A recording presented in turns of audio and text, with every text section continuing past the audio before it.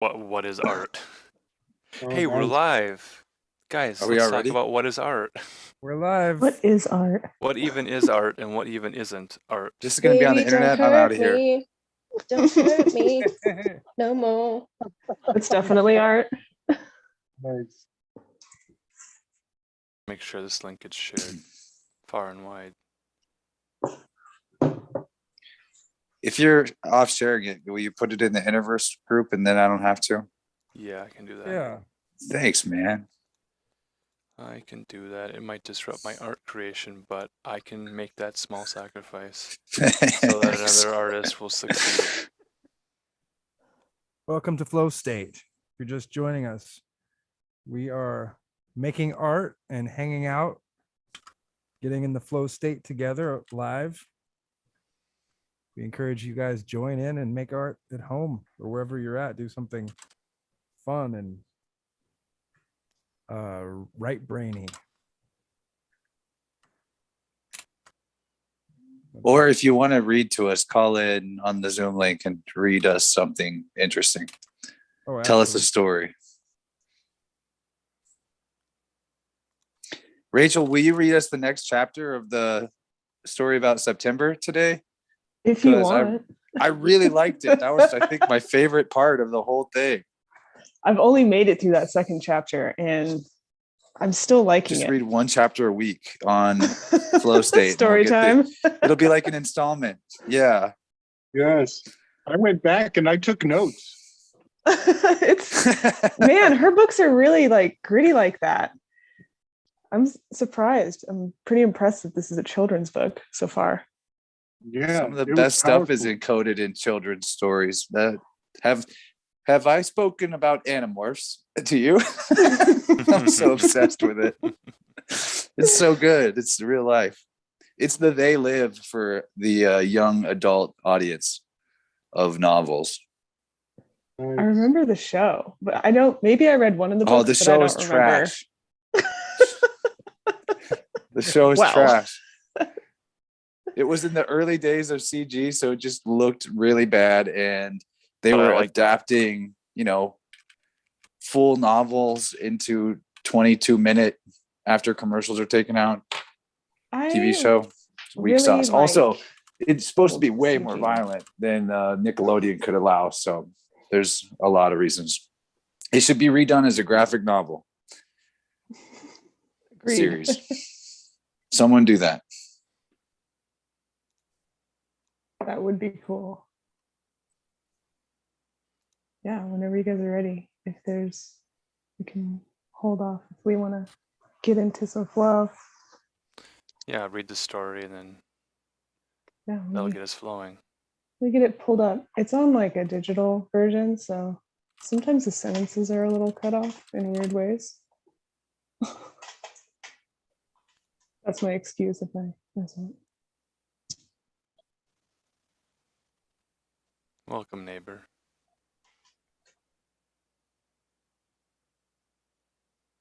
The doorbell sounds. Is someone going to get the door? Nobody's home. Well, the door's open. But they ring the doorbell and wait at the door. We have to invite them in. Oh, well, come on. Party. A dweller at the threshold. I've made some animated GIFs that are kind of flashy. I don't know if I need to warn anybody about possible epilepsy trigger warnings or anything. It's all part of the fun. Well, we don't want everyone to, have an epileptic fit while we're trying to speak to them, and then just ignore them as we create our art and they're suffering. That would be Art is supposed to upsetting. lessen suffering for the world.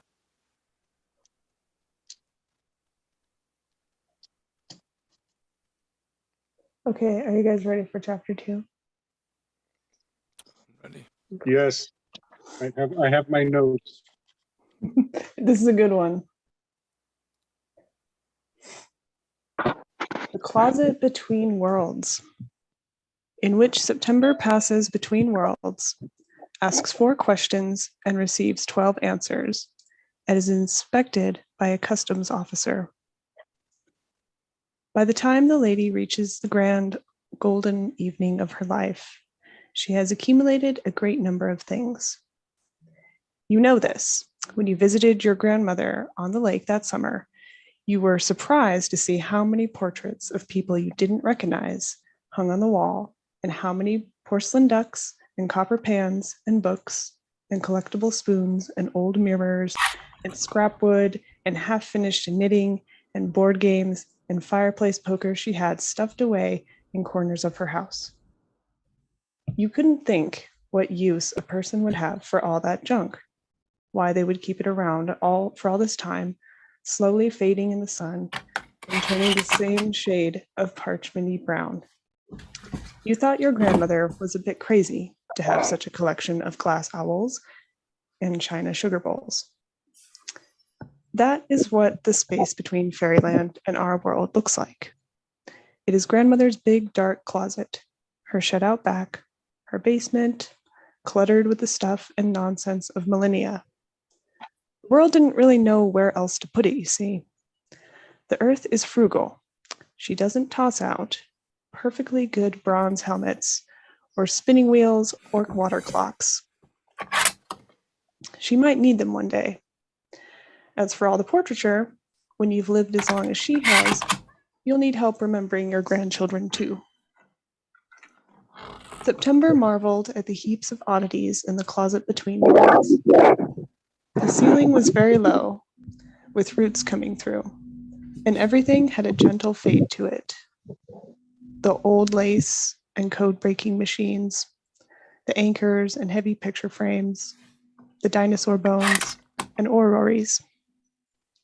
As the leopard proceeded through the dimly lit passageway, September looked into the painted eyes of pharaohs and blind poets, chemists, and serene philosophers.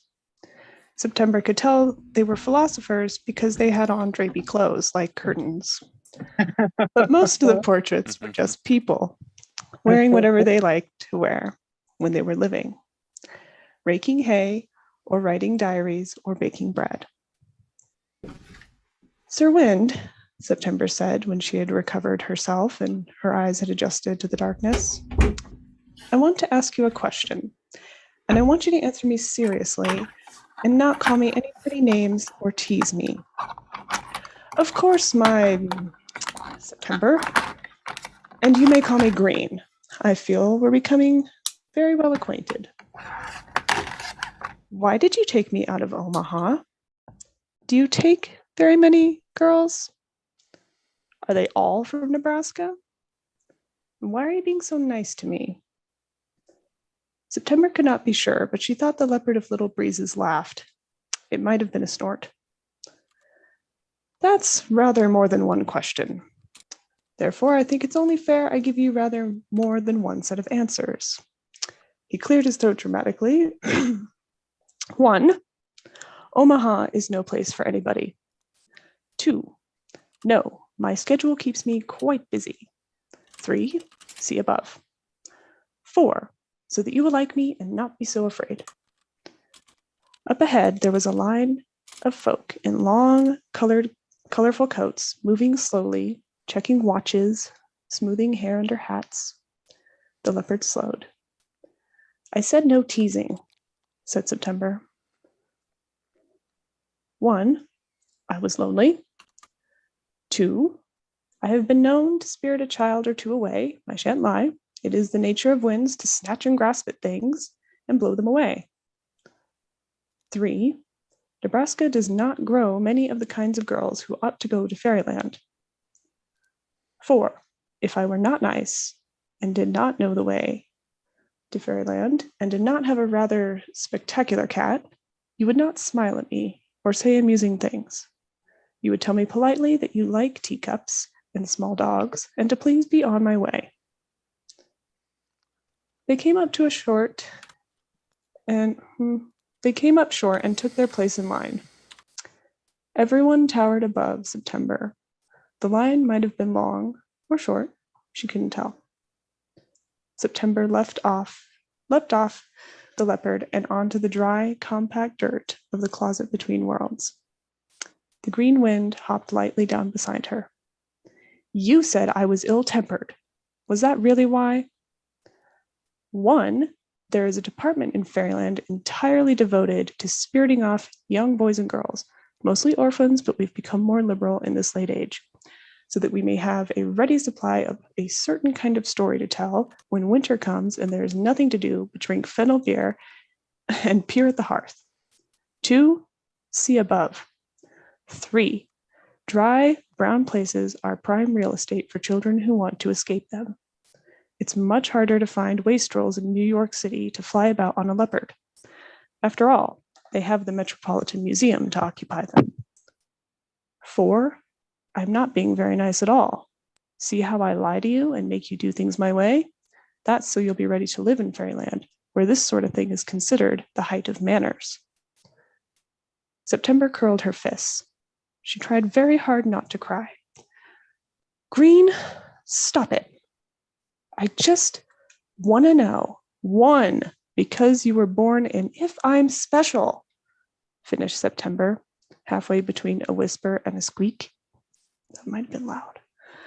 In stories, when someone appears in a poof of green clouds and asks a girl to go away on an adventure, it's because she's special, because she's smart and strong and can solve riddles and fight with swords and give really good speeches, and I don't know that I'm any of those things. I don't even know that I'm as ill-tempered as all that. I'm not dull or anything. I know about geography and chess, and I can fix the boiler when Mother has to work. And what I mean to say is, maybe you meant to go to another girl's house and let her ride on the leopard. Maybe you didn't mean to choose me at all, because I'm not like storybook girls. I'm short, and my father ran away with the army, and I wouldn't even be able to keep a dog from eating a bird. The leopard turned her prodigious spotted head and looked at September with large, solemn yellow eyes. We came for you, she growled. Just you. The big cat licked the child's cheek roughly. September smiled, just a little.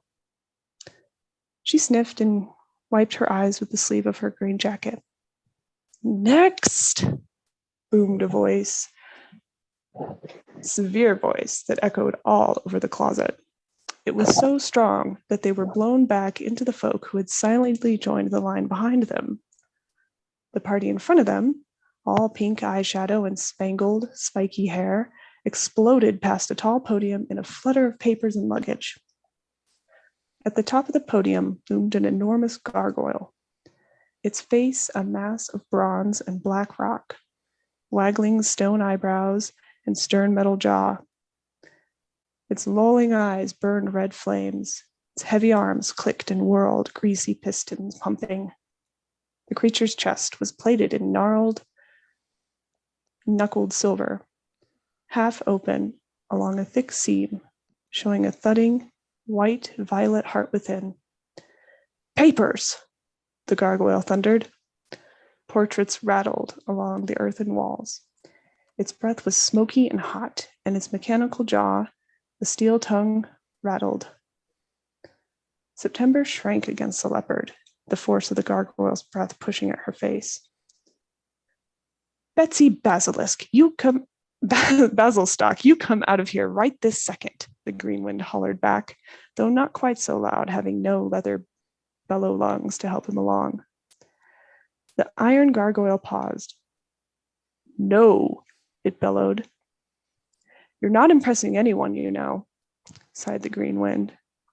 She's impressed. Look, she's all shaking and things, replied the gargoyle. Betsy, I will thrash you a good one, and you know I can. Don't forget, who whipped the Lord of Leaf Glen and rode him around like a dog? I am not a tourist. I will not be treated like one, said the green wind. No, you're not a tourist, growled a thick, phlegmy, but much quieter voice. A little woman, no bigger than September, and perhaps a bit smaller, hopped out of the gargoyle and up onto the podium. The gargoyle's eyes, flame eyes snuffed out, and its great shoulders snagged. The little woman's muscular chest was shaped like a bear's, and her legs thick and knobby, her short hair slugged up and spiked along her scalp, sticking up in knife points. She chewed on a hand-rolled cigarette. The smoke smelled sweet, like vanilla and rum and maple syrup and other things not terribly good for you. You're not a tourist, she repeated in a grumbly, gravelly voice. You're green list. And that means no good scoundrel. And that means no entry allowed. Orders of the Marquess. Betsy, I filed my immigration request with the stamps of the 4 clandestines weeks and weeks ago. I even have a letter of reference from the Sealy Parliament. Well, the clerk. But it's on official letterhead and everything. And I think we all know stationery makes a statement, the Greenwit said defensively. Betsy quirked a hairy eyebrow at him and hopped back into the gargoyle puppet, quick as a blink. It roared to life, all fiery eyes and clanking arms. Go away or see who gets thrashed. Green, whispered September. Is she a gnome? Too right I am, grumbled Betsy, squeezing out of the puppet again. It slumped in her absence. And very perceptive of you, that is. What gave it away? September's heart still hammered all over the place from the yelling of the gargoyle. She held her trembling hand a little above her head. Pointy, she squeaked and cleared her throat. Gnomes have pointy hats, I thought. Pointy hair is as good as a hat, maybe. She's a regular logician, Greenie. My grandmother wears a pointy hat, girl. My great-grandmother. I wouldn't be caught dead in one of those any more than you'd like to wear a frilly bonnet. Gnomes are modern now. We're better than modern even. Just you look. And Betsy flexed an extremely respectable bicep, the size of an oil can. None of this flitting about in gardens and blessing thresholds for me. I went to trade school, I did. Now I'm a customs agent with my own great hulking hunk of heave here. What have you got? A leopard, answered September quickly. True, considered Betsy, but you haven't got papers or both shoes, and that's a trouble. Why do you need that thing? September asked. None of the airports back home have them. They do. You just can't see them right, Betsy Basilstock said, with a grin. All customs agents have them. Otherwise, why would people agree to stand in line and be peered at and inspected? We all live inside the terrible engine of authority, and it grinds and shrieks and burns, so no one will say, lines on maps are silly. Where you live, the awful machinery is smaller, hard to see, less honest, that's all. Whereas Rupert here, he's as honest as they come. Does what it says on the box. She scratched the hulking shell behind what might have been an ear. It remained still and dark. Then why tell me it's all puppets and engines?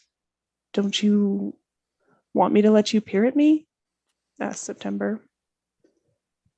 Betsy beckoned her closer until they stood nose to nose, and all September could smell was the vanilla and rum and maple syrup of her cigarette, which was all through the gnome's skin too.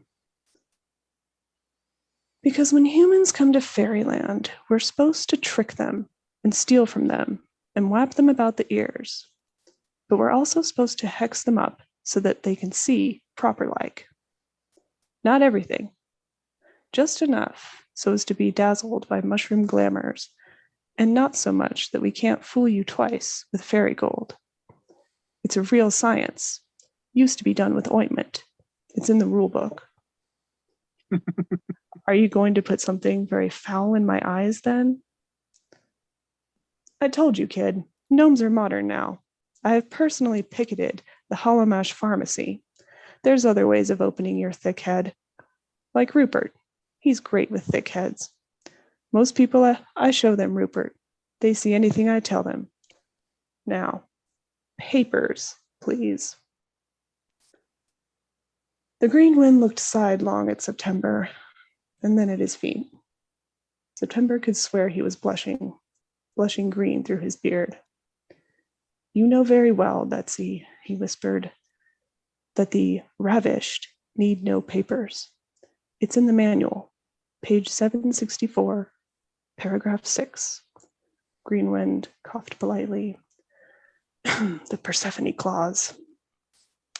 Betsy gave him a long look that plainly said, so that's what's afoot, you old bag of air. She blew her sweet, thick smoke up into his face and grunted. September knew she could not have been the only one. Don't answer for you, though, tall thing. All right, she can go, but you stay. Betsy chewed her cigarette.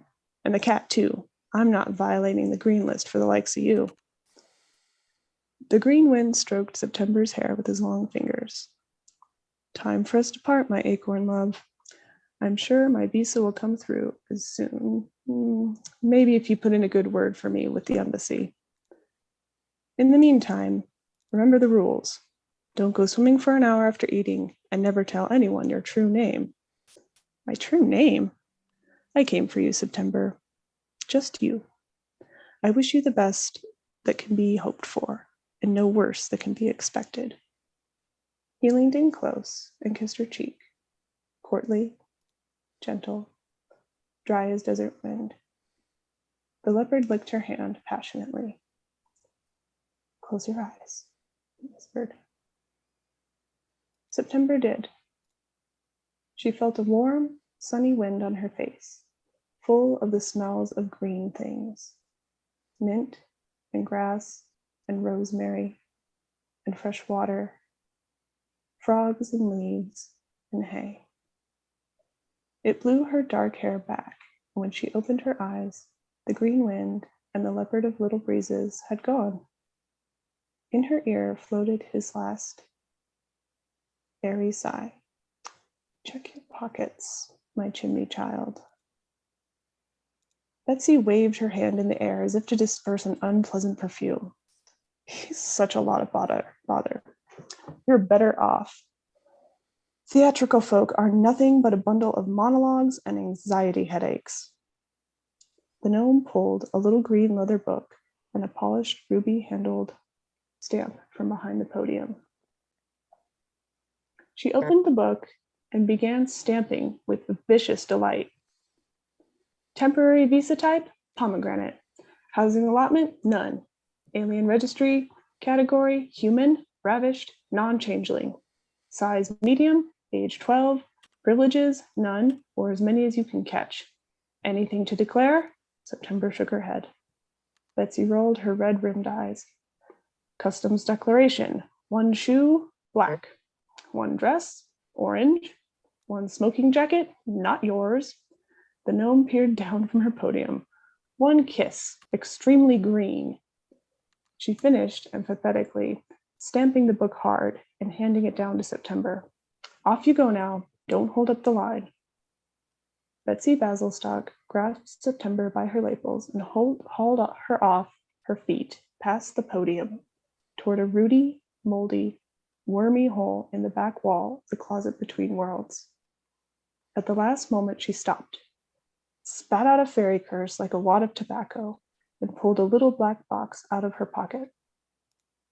She slid a red rod out of it, and the lid snapped open. It was filled with a vaguely golden jelly. Pan's hangover, kid, Betsy cursed again. Old habits die hard. She dug her greasy finger into the stuff and flung it at September's eyes. It dropped down her face like yolk. The gnome looked profoundly embarrassed.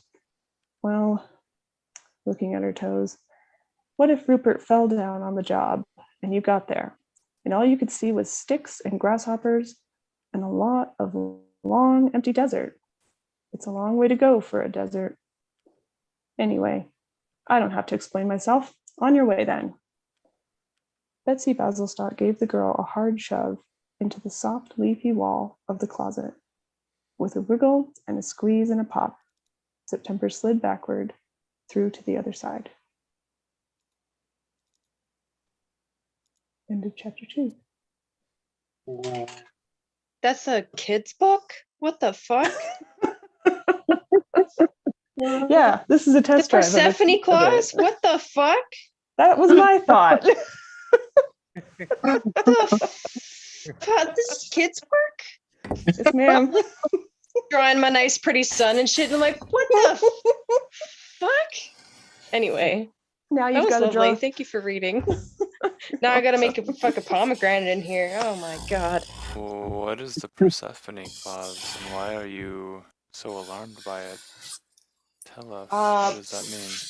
Well, good old Uncle Hades kidnaps his fucking niece, Persephone, and takes her down to hell. That's the Persephone clause. Oh, it's like the movie. Yeah, that's why the ravished are accepted because of the Persephone clause, right? Mhm. If you've been ravished, then you get a pass, you know. Maybe the father of hell raped you, then you get a little bit of leniency with the Hey, free pass. bureaucracy. I like it. You were stolen. It's fair.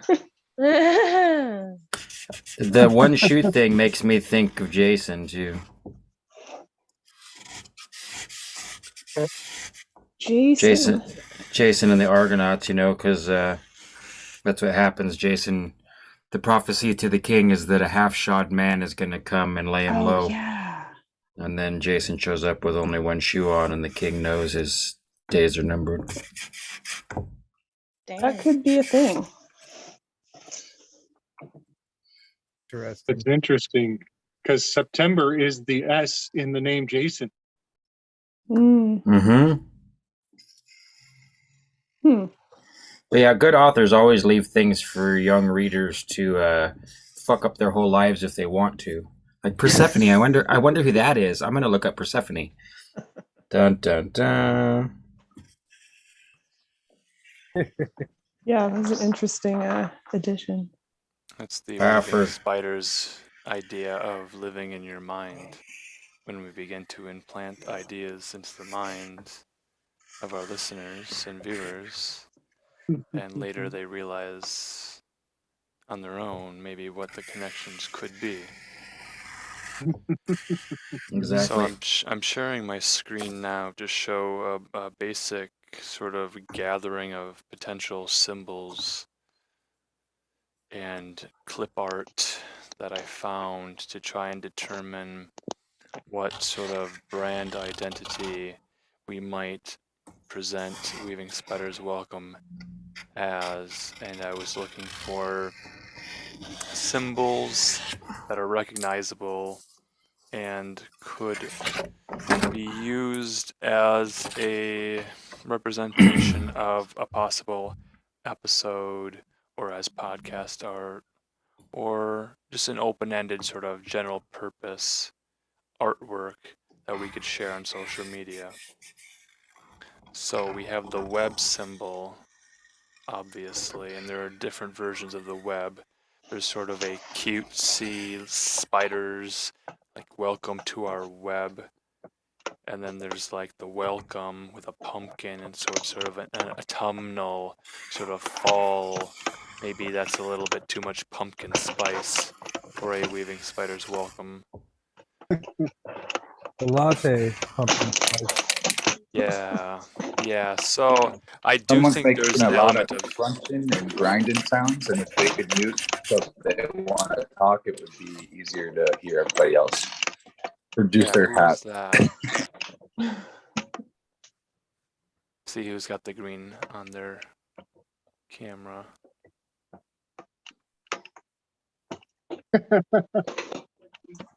Not I. Quiet. I wish I was making those noises with my brush. I'm just fucking Okay. around with my camera. Is your camera also the location of your microphone? No, that is on my head. Okay. Yeah, so we're looking at possible Ghosts? ghosts. Oh. Yes, ghosts in the machine. Ghost machine. No, it's got to be Kaylee. She's the only one moving around. But is it still going? Just now stopped.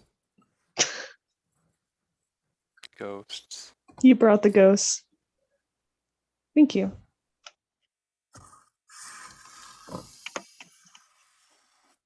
Weird.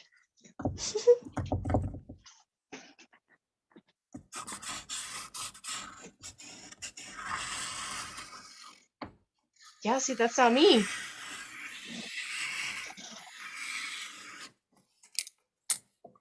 Is it Jim? I'm not moving. No, Jim. No, me and Jim's Jim laying both some immediately close up. stopped moving to make sure it wasn't us. I saw us both I sit just thought still. Jim because he's the one making the biggest physical item.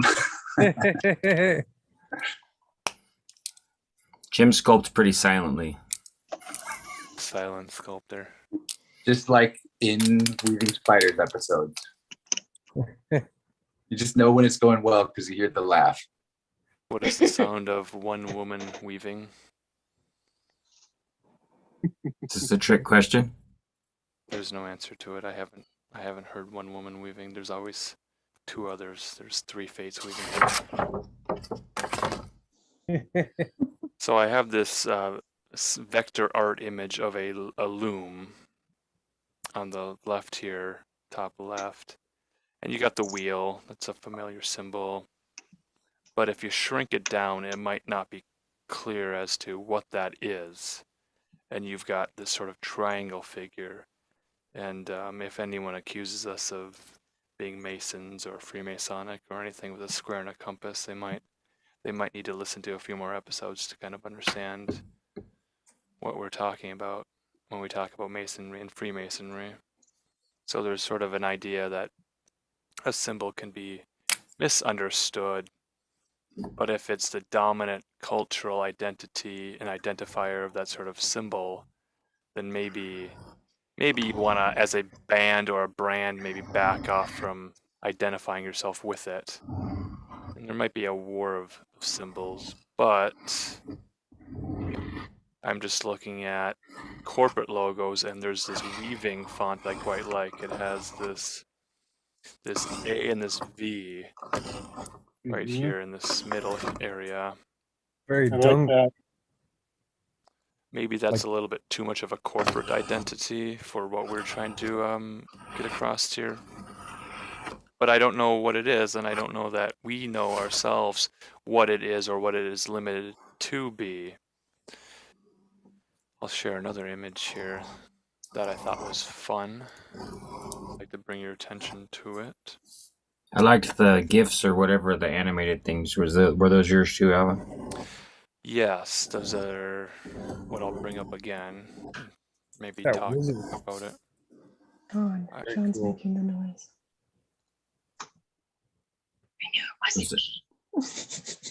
Was it me making noise that time? Mhm.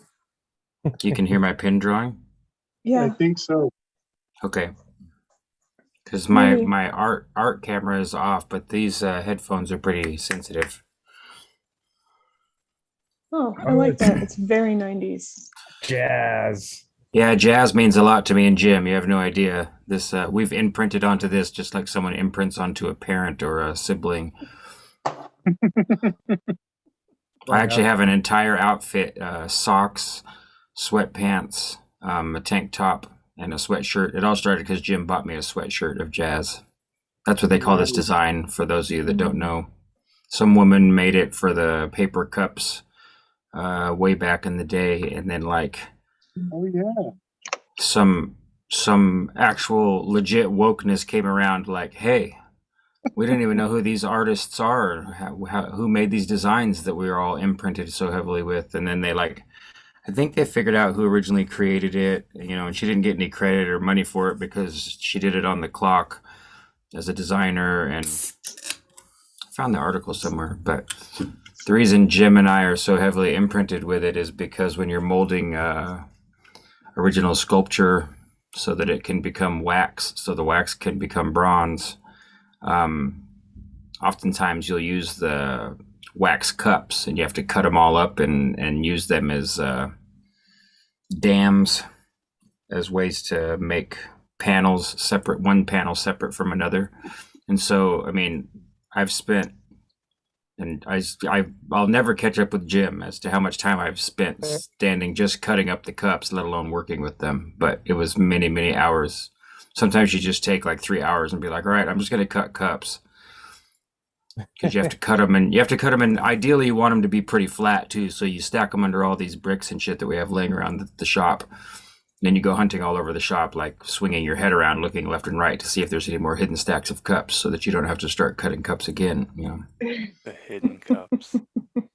they're all made. Well, now we couldn't really find jazz anymore, huh, Jim? Yeah, and I haven't been able to find it for a while. We kind of switched up our mold process. I use clay instead of pretty much entirely clay dam. I wouldn't say that out loud. Someone will send you something big enough that you can't use a cup. I mean, a clay dam. Stuff that's like life size or larger. It's kind of hard to break down and use clay. 2 guys in their cups. I was specifically dear. avoiding that. Yeah, two guys, infinite cups. Welcome to Art Flow. Everything comes out. Once the It's art clay came into therapy. conversation. Oh, absolutely. Yeah, thank you for reading, Rachel. I'm gonna have to get that story. Yeah, it's interesting so far. I was so mad when I realized that I'd come in after the beginning of the second chapter. You were right at the beginning of it. Yeah, I think Well, you that's weren't good. too far. Yeah. I missed the first chapter. I'm just But like, I had that immediately real. panicked feeling. I'm like, damn it. I missed it. I missed the beginning. Shit. So here's the welcome to Compton version of Weaving Spiders Welcome as a logo. straight out of Compton. Nice. I love all these, man. I don't think any of these can be denied yet. I mean, that I'm just exploring our brand identity as a potential option for something we might pursue further. But again, these are just my own creations and not representative of any other spiders at this point. I like this ball of yarn. We're getting some news there. Wow, that was wild.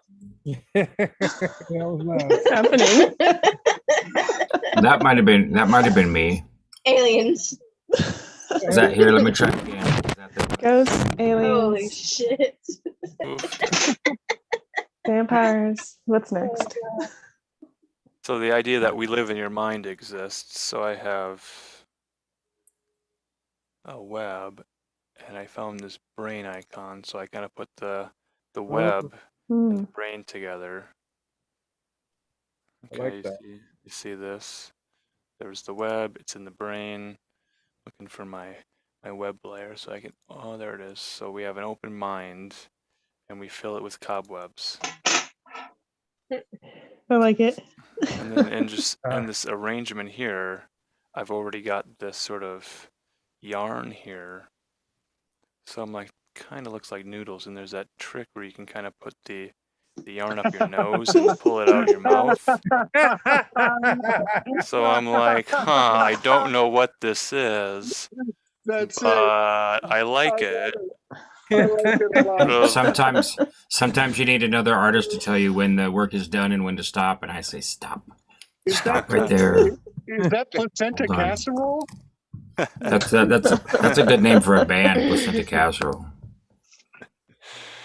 Sounds punk. Yeah, as fuck. so I'm just playing with these symbols, trying to find our brand identity. I know Jenny B appreciates this sort of vision board, just sort of throwing ideas at a wall and seeing what sticks. And I don't think the pumpkin spice colors have stuck yet, but I will maybe continue exploring those. There will definitely be something involving a cornucopia. I don't know how explicit that will be. I showed you how I get to this image of a mind, open mind with a spider web, but then we're pulling the webs like out of our mouths, or we're sort Other of there's this places. big yarn. Yeah, it's kind of going up. We're kind of snorting these this ball of yarn, this web thing, and then we're kind of pulling it out of our mouths, sort of regurgitate these ideas that we've heard Yeah. in other places. So We're that's kind of chewing what I've got. we're chewing the cud and spinning a yarn. That's right. That was awesome. Beautiful. Yeah. You're very talented and gifted. Oh, Guys, you're lucky that I like puns. It's the highest form of humor that Out. exists. Yeah, that's true. so here's kind of maybe a more finalized version of that idea, where it becomes kind of the mirrored image of a weaving, and then it becomes a weaving well. Oh, That's cool. Weave well, spiders, weave well. Weave well. kind of like the we AVing. We AVing. We're audio visualizing. That's right. Yeah. Also got some north south in there.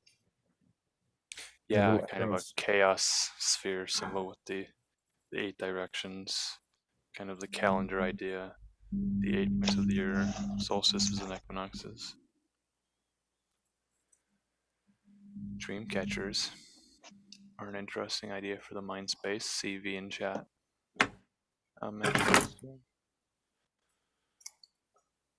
So what do you guys kind of have in mind when you think of Weaving Spiders Welcome and iconography and logos? Let's Whatever. think of Barsky's face. That's it, just his face. Yeah, just Barsky's face. You say Weaving Spiders Welcome, I think of Barsky's face. I like the idea of playing more with the D&D concept. The alignment chart was quite hilarious. Yes. Yeah, at first I was offended that I was Because you said chaotic Barsky evil. and the-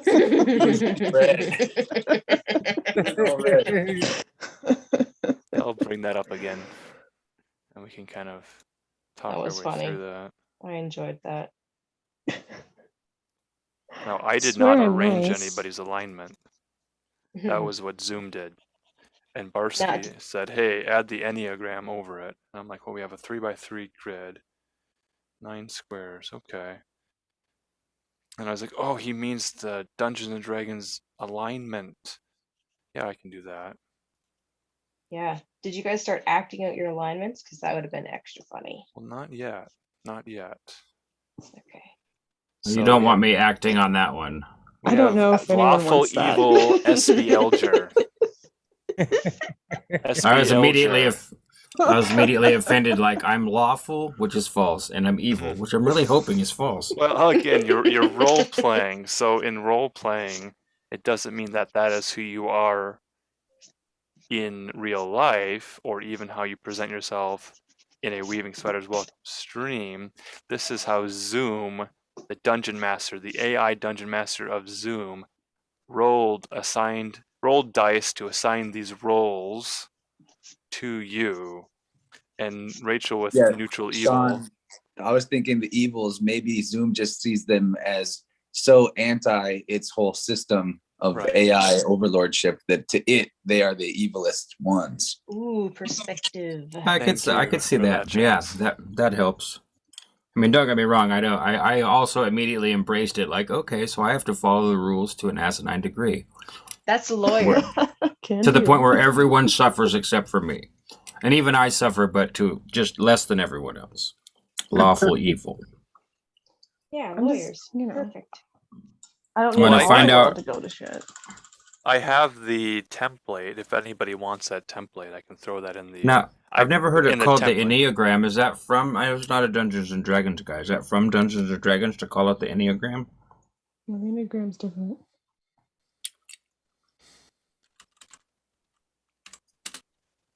Because I mean, I know short what the The one. Enneagram, the I mean, Enneagram I know has multiple ideas, but in psychology, it's a schematization of personality types. But Right. you look at it in a mythological archetypal sense, you could consider it to be the 9 primary gods. And I was actually thinking about this just the other day because I was going back through the Kybalion, and Oh, cool. Okay. the Thoth character is talking about these ascended beings that live in the halls of Amenti. Yes.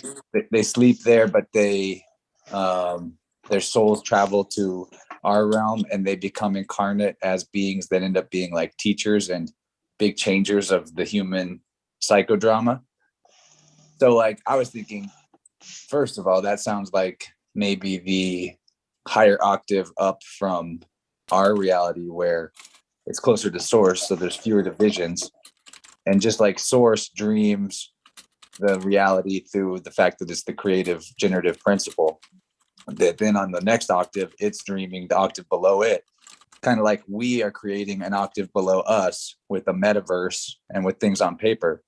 But the one thing that stuck out to me about the way that he was describing the beings is he was actually talking about a septenary or a heptamad, 7 gods. But when he named them, he numbered them. And he numbered them 3, 4, 5, 6, 7, 8, 9. So I was like, oh, is this a clue to why the system has such a, or like the occult systems have such a primary thing going on with 7 and the 7 original luminary planet ruler archons? Is it because the 1 and the 2 are like more like the a higher original division, chaos order type force? So they're and not embodied. That's how it is in the Kabbalah too. You know, like I mean, you have Kether, which is everything above everything, the first thing, the point of light that, you know, that exists and shows itself. But then out of that springs 2 things. And then that's where the abyss is, below those 2 spheres. So you have like the presence of the total oneness that can't really be understood, but at least it can be known that it is. And then 2 things come out of that. And then really the rest of the tree down. I don't remember the names off the top of my head because I never studied it that hard, but you know, like there's a line below the top 3 spheres, and that's the abyss, and then below that is everything coming into the manifest world, you know, working its way down. So it would make sense to start with 3.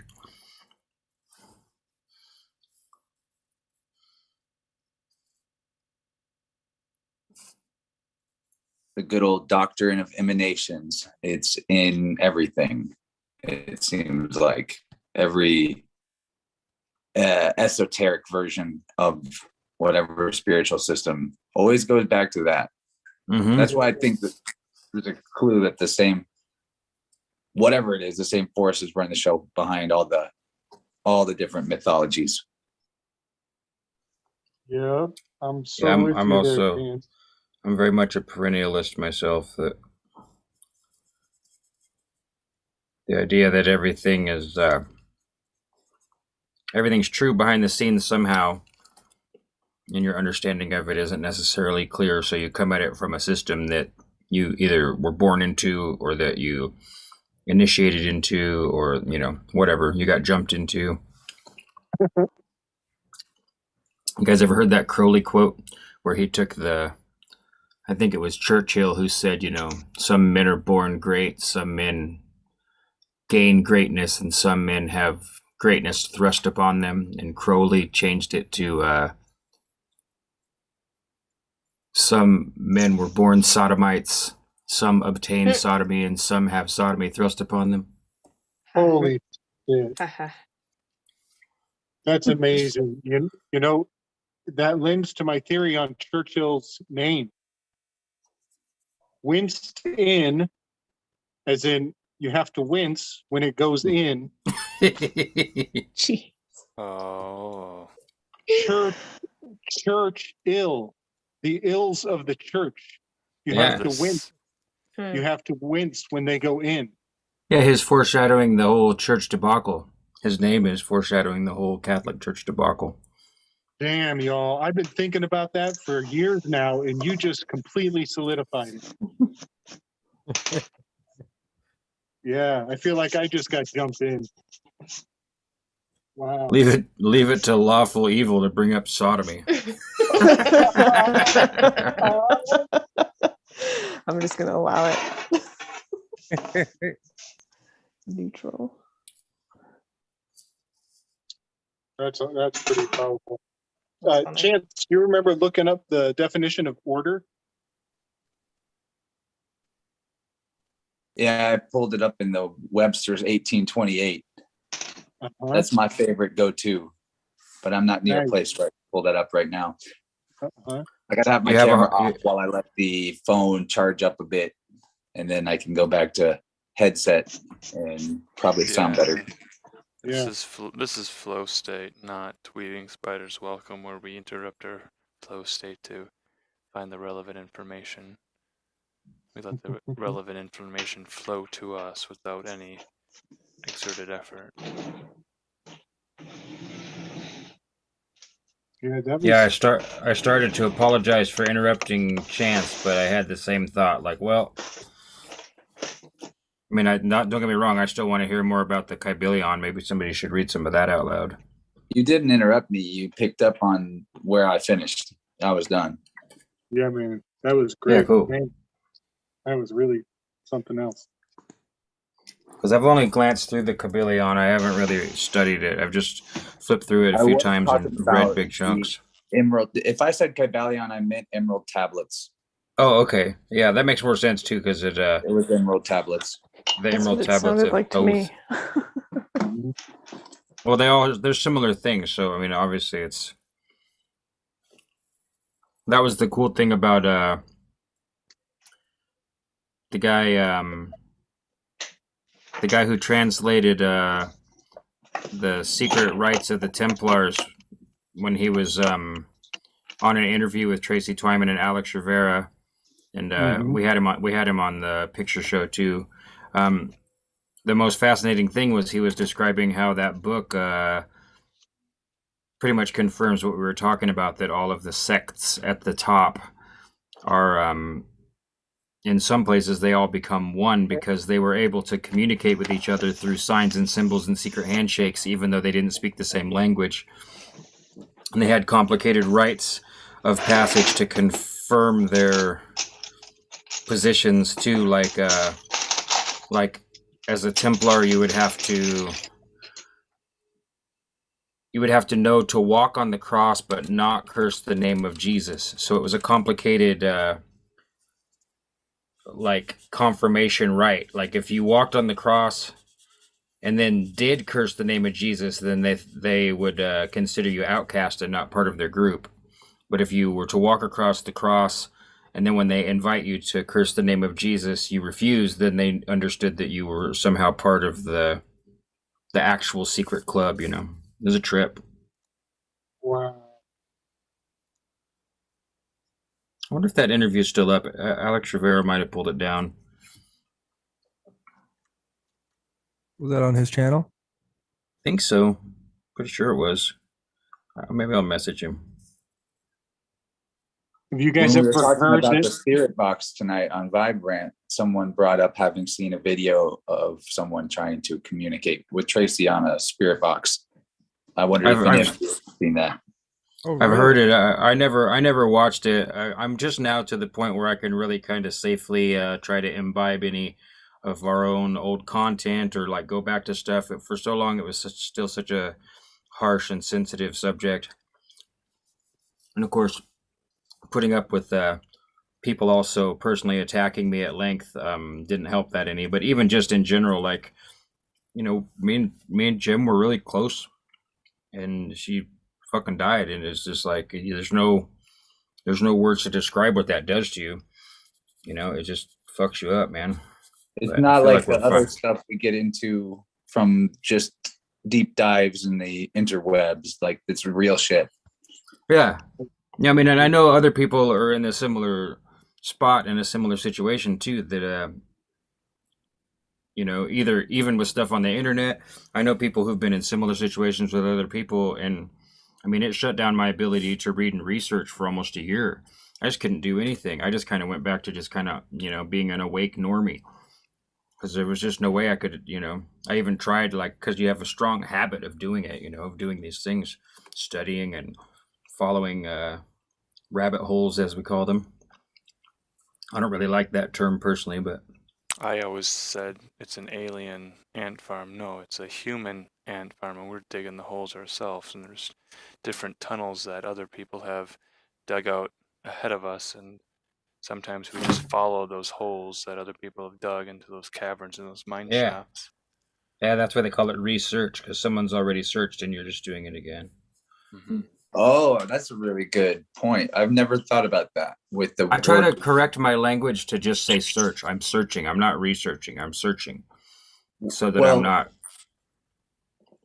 Yeah, what go ahead, man. What Alan said is pretty relevant too. But you finish your thought. I want to finish your thought. Well, I was going to say that I like the idea of it being weaving. I love that we call it a weave on the Weaving Spider show. That I'm going to add to the weave, or that I was enjoying the weave. I really love that way more than a rabbit hole. And this ball of yarn, I've always had the ball of things, like, has been a symbol. I've got a book I started writing when I was like probably just barely out of high school, and it was a subgenius title. It's called "If You Can't Whoop It, Go Down." Mm-hmm. And I think that was the first place I wrote down the concept of the infinite onion skin. And of course, lots of people use the onion skin metaphor, but like, I had this vision, like a wakeful vision, of trying to unravel this onion, like try to get all the skin off of it, and all the dry skin was piling up on the floor, and it like piled up until it was almost knee deep, and the onion never really got smaller. It felt like it was getting smaller, but it didn't. Like I always remembered that. I'm still unraveling the infinite onion skin now. So I like to think of Onion and Orion as only being one letter apart. yeah.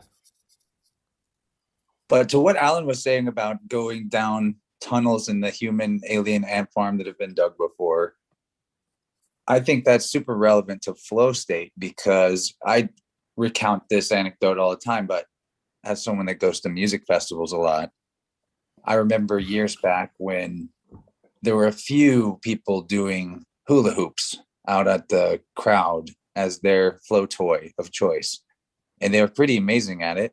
But as years went by, maybe 5 years later, you would see 3 or 4 times the amount of people doing that particular flow toy, whether it's hula hoop or something else. And everyone collectively was better at it than the best people were at it 5 years earlier.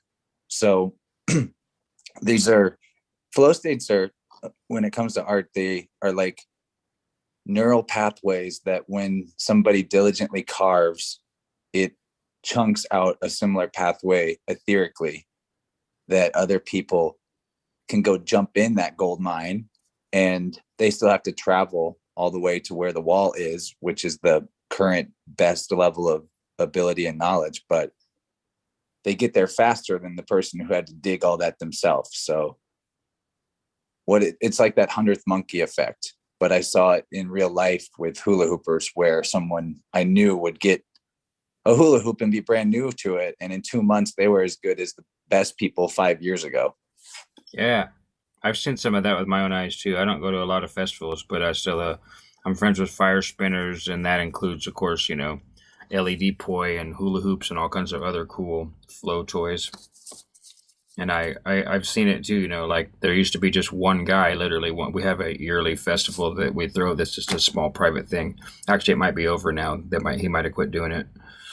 But same thing, like years ago, it was just one dude and his girlfriend, and now there's lots of people doing it, and exceptionally well, like stuff you never imagined was possible back in the day. So think about that critical mass when it comes to human beings regaining ancestral skills that have been forgotten, like herbalism and food growing. The more of us that do it, the faster that threshold will raise. And that's why I think the transition to post government life would actually be rapid and successful. I agree. I look I forward like to it. that theory. I like that a lot. Yeah. Well, I think that's why they push so hard to try and manage us, because they know if we all just turned our backs and like just focus, I mean, what's the main thing you got to do? You got to get some place that's reasonably safe and has some resources and especially clean water. And then at that point, once you start to roll and get shit done, you might suffer some losses and some problems as each winter comes around, depending on how severe your winter is. But other than that, you're just going to figure it out. And then, then there's no graduating interest. There's no getting a divorce and having to buy a new refrigerator. All this other stuff goes out the window. Beautiful. I'll be attempting to tan my first hide this weekend. Speaking of primitive ancestral skills. Cool. Fuck yeah, I'm excited. Did you make a kill and this is the hide? Or I mean, you don't have to answer obviously if you don't want to. But... Yeah, it's actually not my kill, but it is wild game. Yeah, cool. But yeah. What kind? Deer. I'm gonna do traditional brain tanning with it. Mm, So that'll be cool. That'll be that fun. is going to be cool. I watched one video of tanning and it was really interesting. So I think you're going to have a lot of fun. I mean, depending be on a the lot of work. process. Yeah, It's it's a gonna be lot of work. I'm gonna have like guns when I'm done, There you go. but like on my arms. Right. Obviously. Yeah. Do we get tickets to this gun show? I guess front row seats. I love the idea of tickets to the gun show meaning an invitation to see a woman's strong arms. You should make a video of your tanning process if you feel like it. I will. Well, yeah, I may. Well, even if you just set up the camera on your smartphone to do a time lapse, if you can afford the data on your SIM card or whatever, they'd be pretty awesome.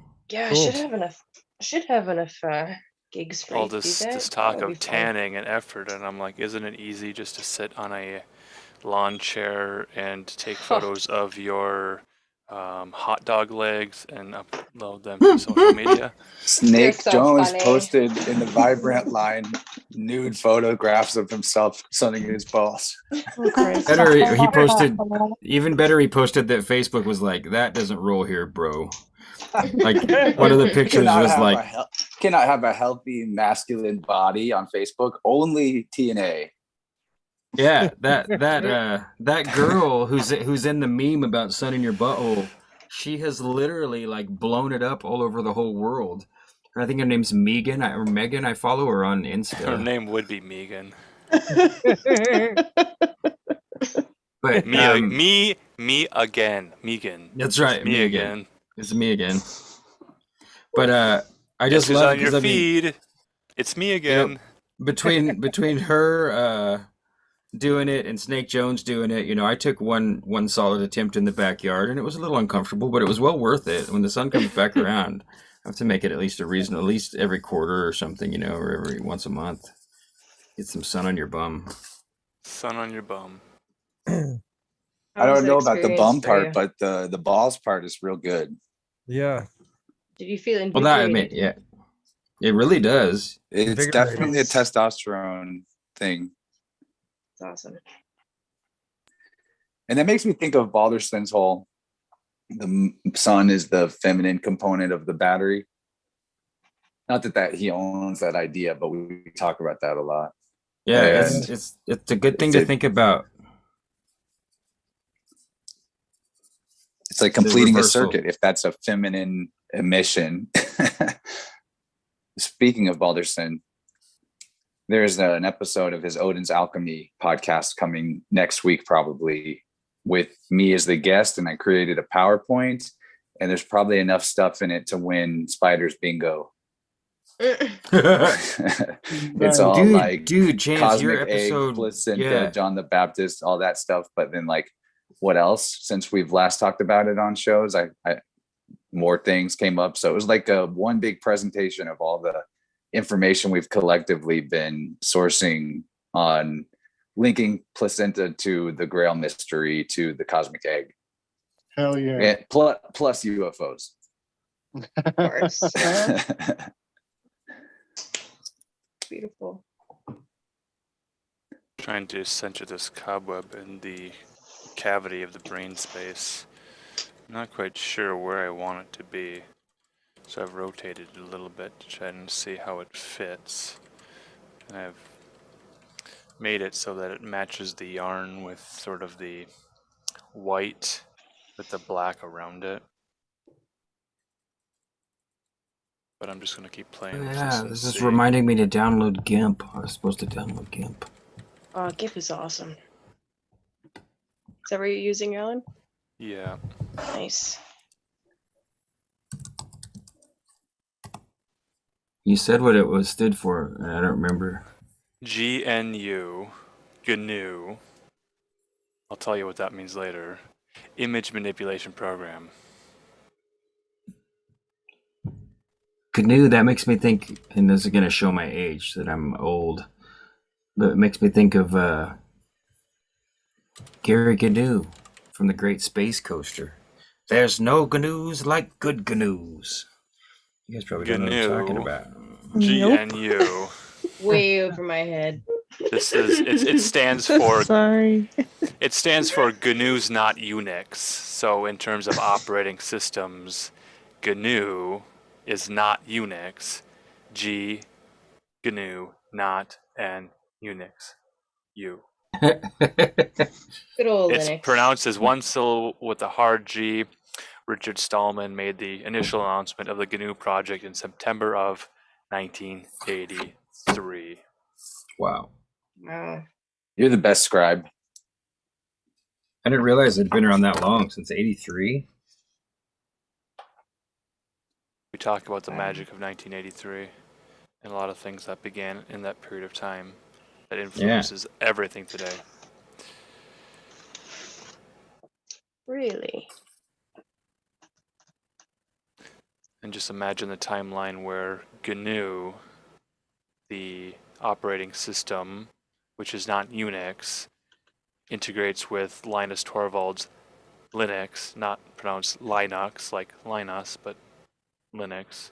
So you have GNU plus Linux together creates the Linux desktop experience in which I am running my GNIMP, my GIMP software, which is not quite Photoshop or Paint Shop Pro, but it's sort of its own thing.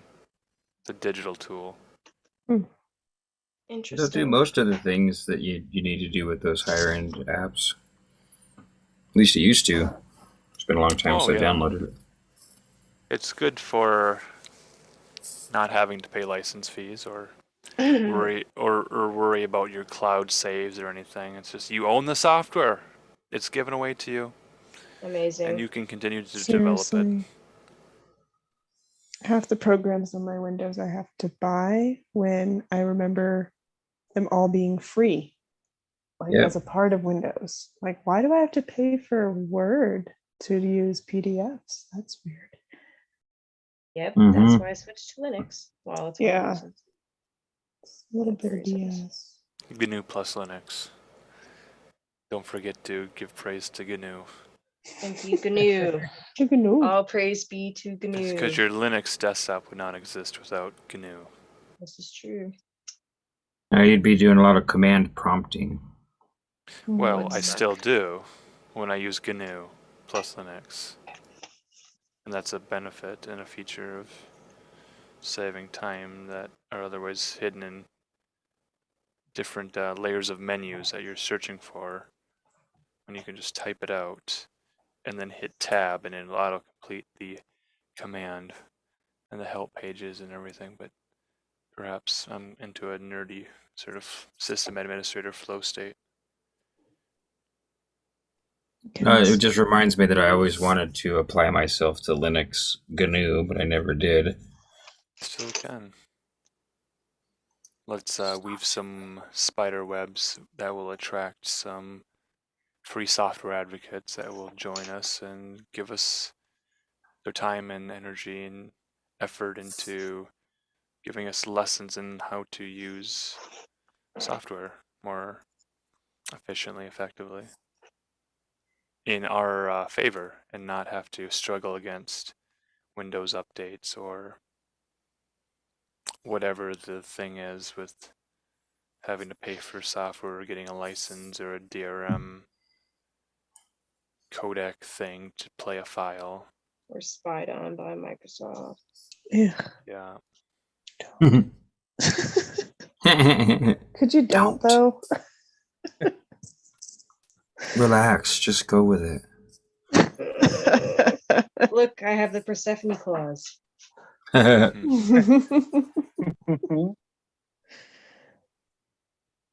Fine, just shh. Here's some mint. So I've got a book I'd like to put on offer here.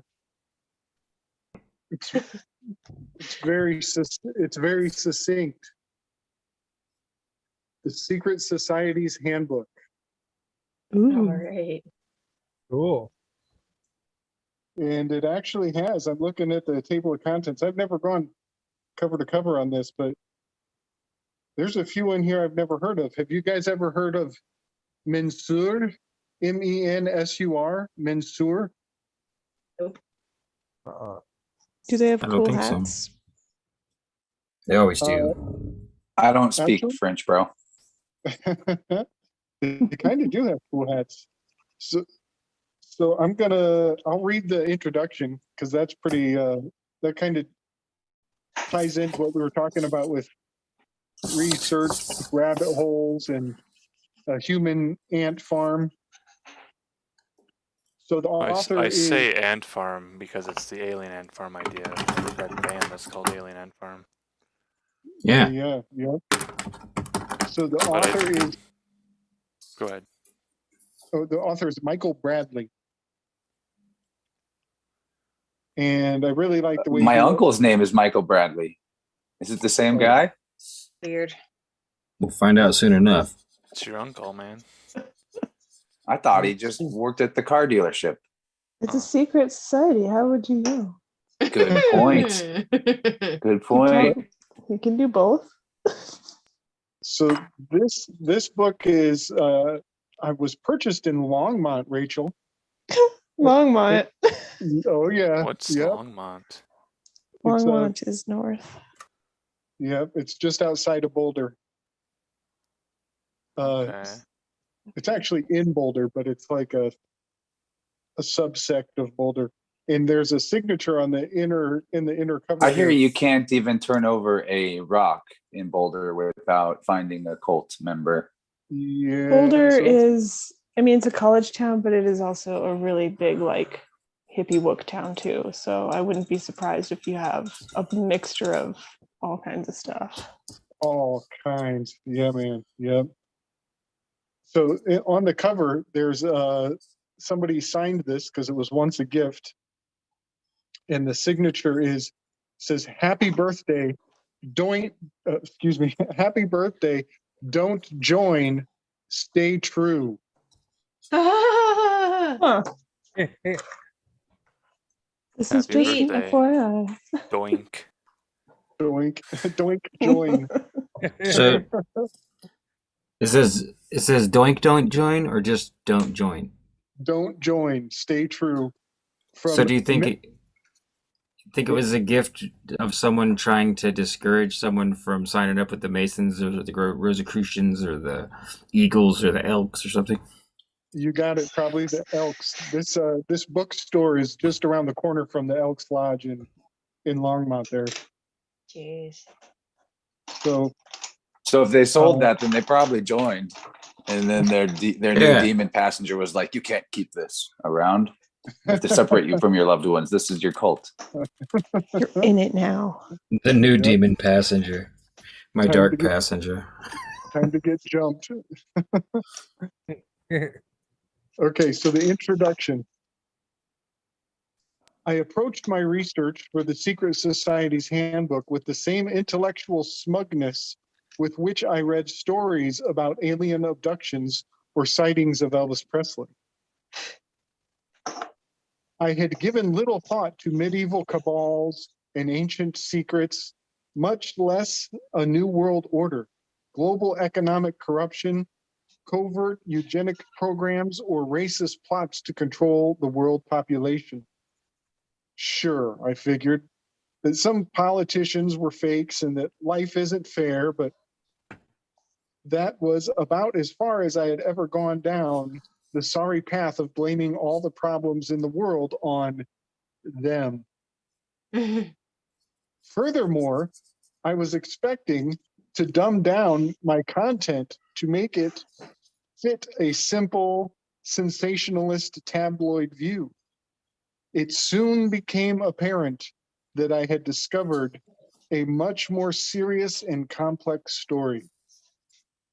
I used to consider myself to be a fairly perspective and well-educated citizen, responsible for making my own way in the world and trying not to mess up anyone else's life in the process.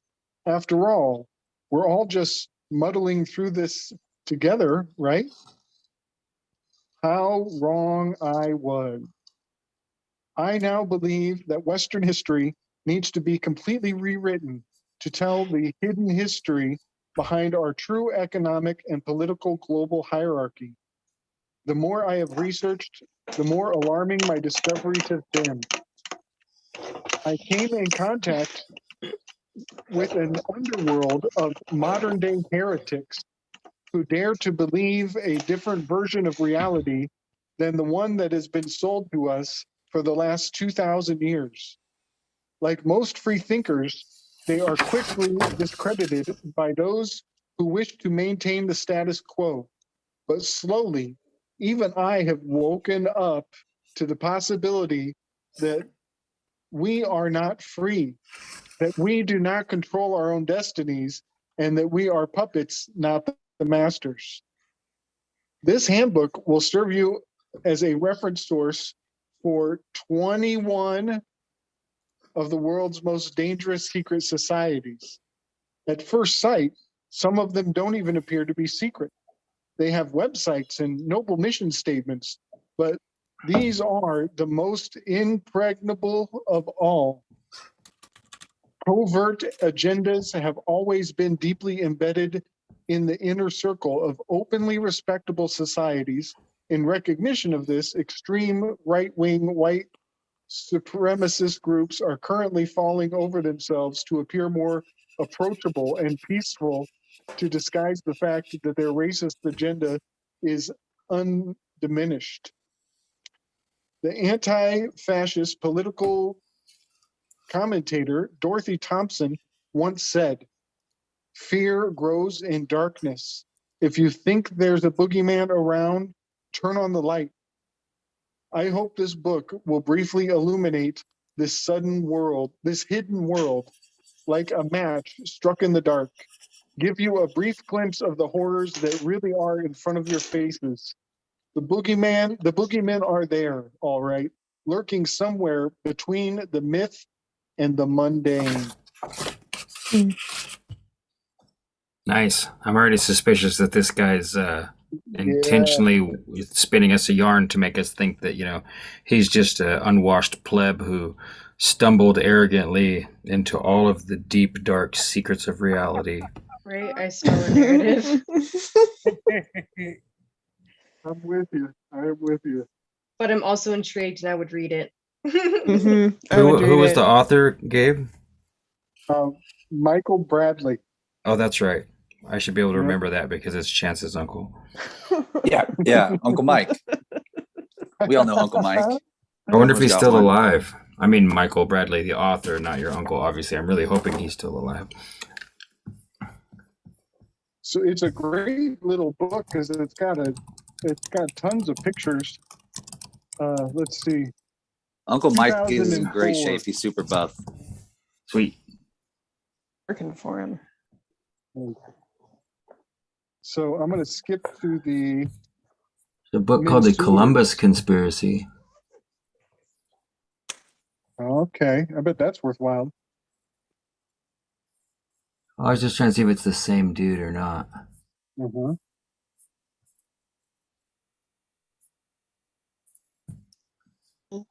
I forgot the one thing title that of the book. I wish he had put the societies together in chronological order, but it jumps all over the place. It's really here and there, but I'm going to jump to the Mansours because I'm really curious about these guys. In the 15th century, German students traveled in groups to protect themselves from bandit attacks. They were duelists skilled in fencing, and there was strength in numbers. The students formed clubs that fought each other within a strict code of conduct, which elevated honor, loyalty, bravery, and fair play above all other virtues. But their story doesn't stop 5 centuries ago. These clubs still exist. They are highly secretive, and their membership is usually taken from Germany's upper class. They are called the Mensur, Mensur. Currently, there are thought to be 200 student corps in Germany, corps. They are shunned by many Germans who view them as neo-Nazis, but the alumni are in position of power in German society, well placed to pull strings for young members now passing through the ranks.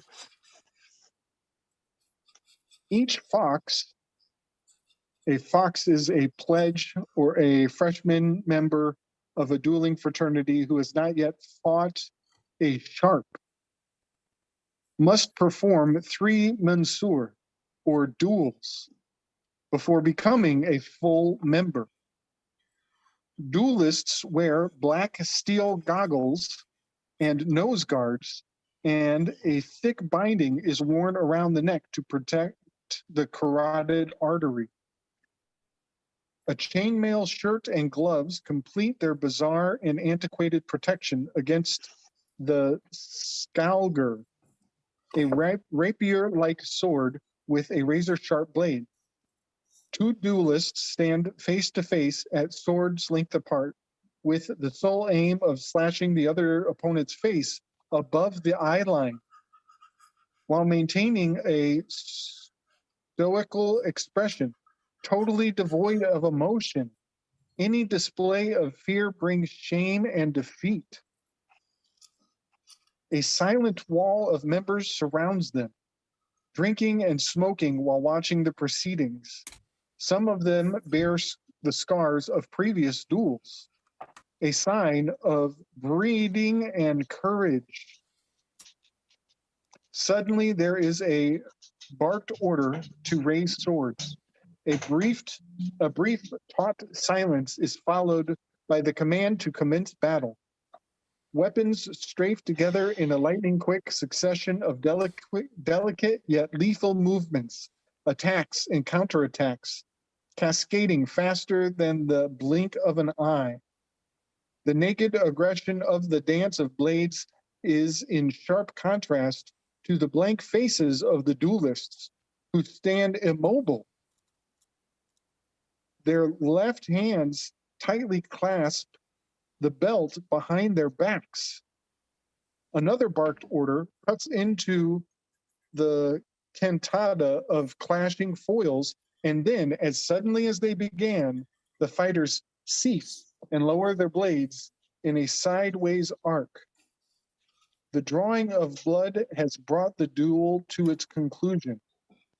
When a man is cut, a student doctor applies surgical spirit and stitches upon the wound on the spot without anesthetic, and the combatant will be scarred for life with a Schmiss, Schmiss, the mark of nobility that will gain him advancement from other brothers and for the rest of his privileged life. Their loyalty is such that Adolf Hitler actually banned the corpse because they would not split from their Jewish corpse brothers. Outsiders still see them as a group of dangerous right-wingers, others as an obsolete aristocratic curiosity. But every year in universities all over the country, new members secretly join or have invited as sons of old boys, attracted by camaraderie, code of honor, and chances of advancement. And maybe above all, the desire to master their bodily fear and explore complex animal instincts deep within. Well, that was that last line was quite the inversion. Yeah, read it Animal again. instincts. The last line is, oh, it's a long one. Outsiders see them as a group of dangerous right-wingers, others as an obsolete aristocratic curiosity.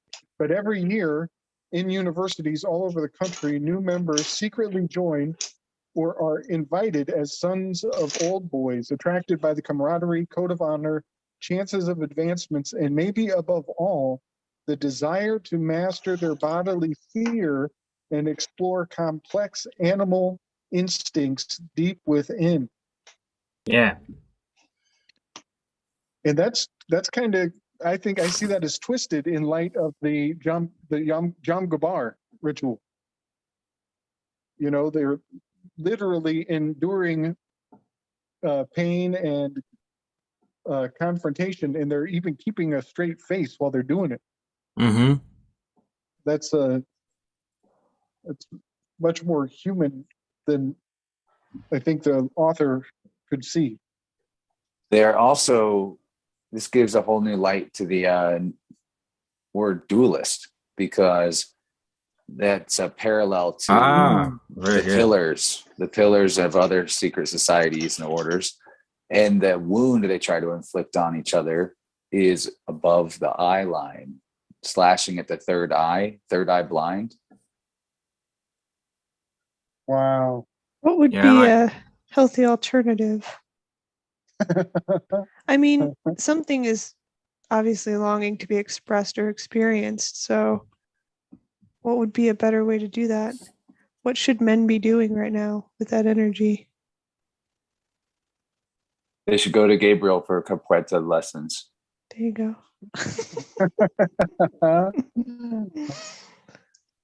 That's so profound. I love that. You know, I've seen blood on the pillars depicted before in cinematically, not really in any secret societies, but the idea of putting blood on one pillar as opposed to the other as having some sort of meaning. But wow, duelists. Great. Oh, it made me great think point. too of all the Alexander Dumas that I've read, and it gives a much deeper meaning to all of that old symbolism we see of young men having machismo and wanting to fight with swords. Mm-hmm. You know, in all those stories and movies, it doesn't give you the details, but then with what you just read, it implies that all of that is the entry into true personal intrigue to the maximum. Especially if you come from a moneyed family, you're going to join your little sword cult and be bound by oaths, and then be bargained off in a marriage. While in your free time, you're getting drunk and having fights for fun to the death and stuff like that. You know. Uh-huh. So it sounds like they get, if they, the bigger the scar, they get more status. Yeah. Is that what the way it was sounded? It implied. Yep. It sounded like that. It implied that to me, Jim, because it said that your scar was actually what was going to kind of like earn you your rank.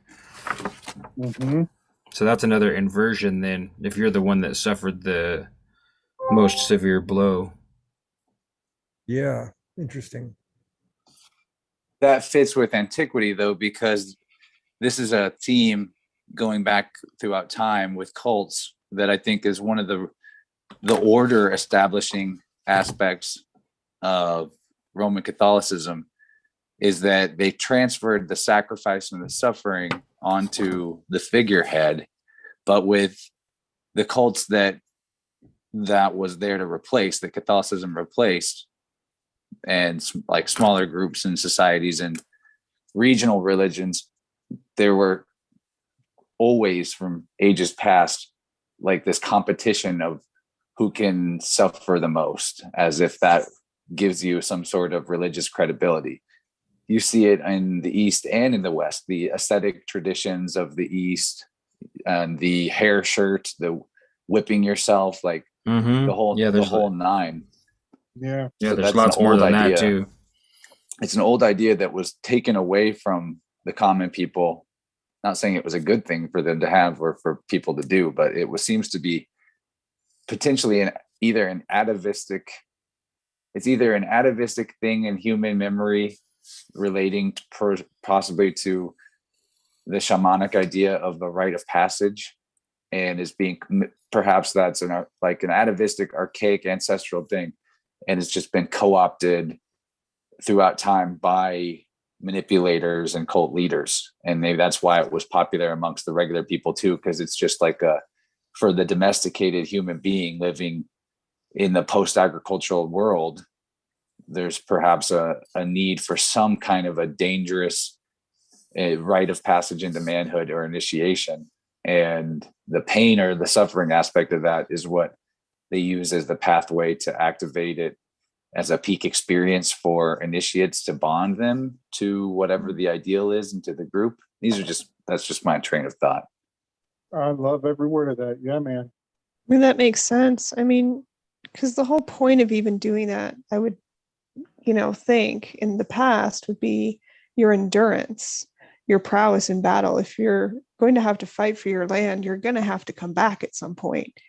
So, your ability to endure great pain. I mean, if you think about people who are considered berserkers and, I don't know how true it is, but they say the Celts would go out naked because they're like, we're going to last, or we're going to go. Mm-hmm. Mm-hmm. Just that kind of crazy. But I mean, that would be the only reason that these things would exist.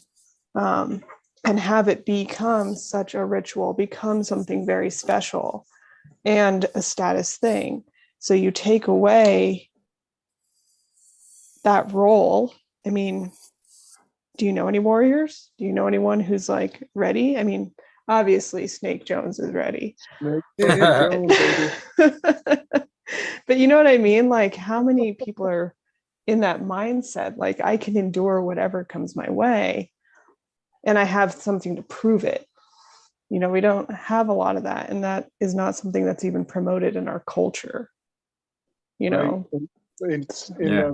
In a twisted way, the mask is taking on that role in a super twisted way. It's like a sign of selfishness and self-evacuation. Yeah, totally. Which I disapprove of highly, but I'm just pointing it out.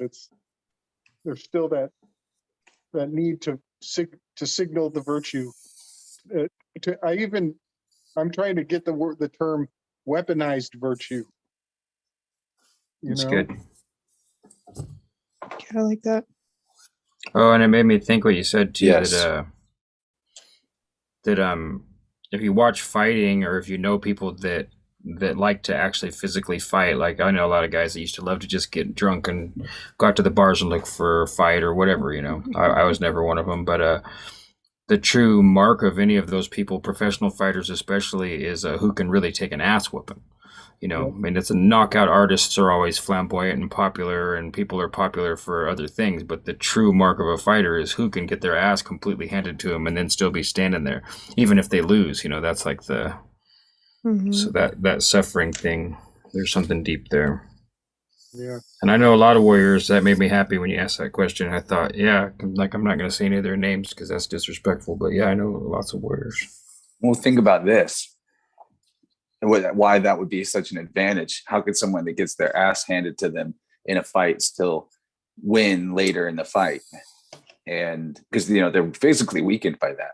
But it made me think of mirror neurons and how when I'm rock climbing at the gym and someone falls off the wall in a sketchy way. It doesn't happen very often. Just the fact that I'm seeing a human being fall off of something, I get this cringe and almost like the beginning of pain receptors lighting up. And, you know, if I see someone get actually hurt in front of me, forget about it. I mean, I don't pass out, but I definitely feel this empathic, like mirror neuron effect strongly. Maybe I feel it more than other people as a primarily clairsentient psychic type. But if you kick somebody's ass and you like savagely beat them in a fight, and then they're still standing there and just looking at you like, I'm still coming after you, you've hurt yourself in a sort of fractal way, the person who dealt out the beating. And it may bring a lot of fear if you're the one that just unloaded on somebody and then they're like still ready to come get you. Freak you out. And there'd have to be some sort of like, you know, I don't know. Does this all make sense? No, yeah, I've seen a lot of fights that way in the old boxing matches and in the UFC.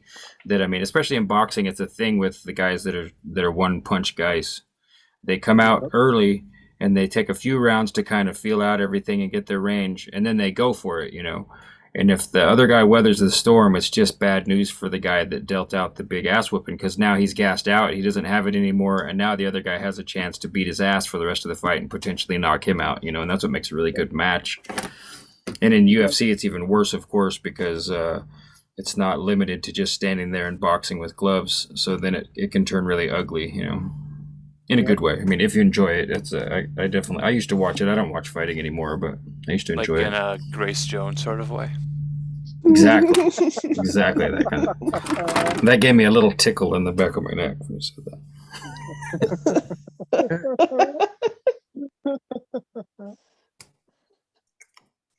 I actually really like her. Grace Yeah, Jones I think is she's awesome. great. I totally get it. That's So funny. I had my dream job for a couple years was what's called a padded assailant. And people would come up to, it's actually just outside of South Park, Colorado. And we That's had a real place. it's a Mhm. real place. Yep. And So is we Casa had Bonita. yep. We had basically a dojo. It was an old airplane hangar converted to a dojo, and people would come up there for self-defense training of a very unique flavor. And so first I was a student. I took the course as a student, and then I became a facilitator. And essentially, it's scenario-based padded assailant training. And I had to earn my suit, but the assailant is puts on these pads, these considerable pads. It's like football gear with a carpet padding on top of the football gear. And you know, first we start with like verbal confrontation, and then by the third day, we got people fighting for their lives, you know. And Wow. and it was amazing. It was absolutely the most amazing work I've ever been involved in. And but one thing that is important, because the people who come there, you know, we're wearing the padded suit to keep them safe, but it creates an environment where people can really unleash. And that's kind of one of the drawbacks to a lot of self-defense training is there's all these paradigms and aspects of restraint that keep a dojo open. And we were doing something quite off the grid and on a little more on the private side. But the padded suit let people really, you know, find their inner shadow when they need it, you know, to activate it. But one thing about that is we had to, because they knew they were in a safe environment still, even because of the padded suit, we had to do a lot of cheating to actually adrenalize these people. And sometimes the cheating would involve like uh, a, a false win. Like you go down and let them think that they got you and let them think that it's all over. And just when they like start catching their breath and reassessing their surroundings, you pop back up for round two. And that's when the adrenaline kicks in and they're like, oh, fuck, I got to do this all over again. Yeah, nice. Yep. And the other trick we would do, and I love this one, is the referee would become an assailant. Oh boy. Yeah. And so you think it's you're out of the shit, and then you get attacked from behind by somebody who wasn't even in a padded suit. It was a blast. I'll bet, man. That'll get you going thinking about it. Yeah. So by the end of the weekend, we would offer up what we called a custom. We just called it a custom. It was also called a student's choice. But people were able to go back to a situation where they were in a confrontation of whatever level they want. All the way. I mean, all the way to fucking Winston Churchill kind of shit, you know? Yeah. And we would recreate that scenario for them. And Wow. it gave How therapeutic, man. Yeah, it was really powerful. Fight And it Club would on give- demand. You got it. Yeah. And it gave people a chance to rewire themselves, you know, to relive, recreate their trauma and vanquish a lot of demons right there on the mats. Sometimes in cars, Right. we would take people in a car and they would have to fight their way out of the car. It sounds awesome, man. That's amazing. I'm glad you told us about it, Gabe. Yeah, that was the best job I ever did have. How long did you do that for? 2 years. Wow. That's quite the Yeah. experience. It was. I can't imagine being so pumped to go to work. Like you just wish everything would be over so you could be at work. It was great. I mean, that's how I would feel just hearing about it. It's like, I want to start one. How do we start one? Yeah, it was powerful. It was really, really something Right. special. And I met every That would be flavor of- definitely something that Lawful Evil would initiate. Yeah. Well, you gotta practice looking out for me coming. It gets boring to win every time, you know. Yeah, that was good. Good times. If we had business cards, would they kind of look something like this? And then we'd maybe have like our names on there and like a phone number. I don't know, Zoom just playing address. with it. Mm-hmm. Free bonus custom if you pass the test. It's like a Weaving Spiders welcome ticket or a coupon or something. Or Yeah. one free weave. That's free. A private weave, a free private weave. It's not recorded. Can't be recorded. What's the second one cost? Oh, if you want to talk about that, we'll have to get on a separate call, brother. First one's free with Two for- coupon. The next one, well, That was just me trying to play my marketing gimmick. Like, oh, well, if you're really interested, Chance. no one survives the first weave. No That's one what I had to do. survives That's the what I first got to do with people all the time. No, I know. That's why the joke is funny to Like you before because they that's, will you have potentially to. want to pay for a service. Yeah, you have to move them into an actual sales call. Well, it's that, and also like with something on the lines of sound healing, which most people come into it have never done. Mhm. They're definitely curious about like what's actually going on here. How are you sure that this even works? Because we're separate states away.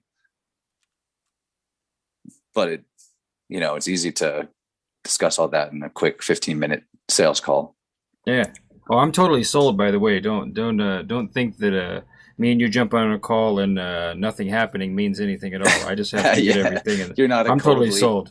You're No, not I'm, a cold I'm, lead. I'm already sold. I'm sold. So because I was already sold just on the principle anyway, and then somebody dropped information in who's was it false reality check?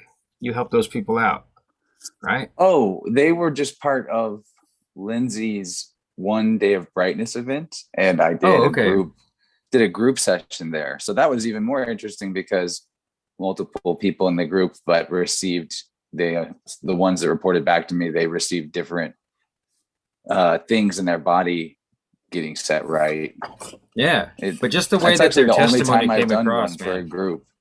Yeah, I should do that more often.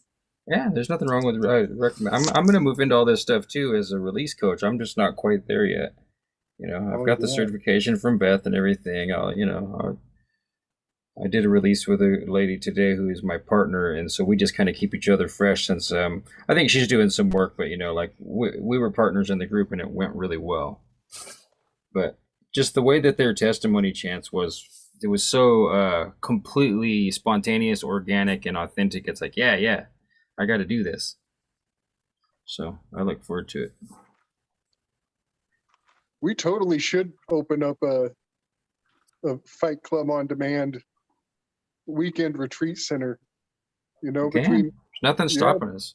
yeah, man. Especially, I mean, you've got the experience to really know. You did 2 years and graduated up the ranks to be the actual assailant. So, I mean, we wouldn't be going at it blind because you know a whole bunch of scenarios, and obviously you're probably still in contact with some people. Hopefully, Yep.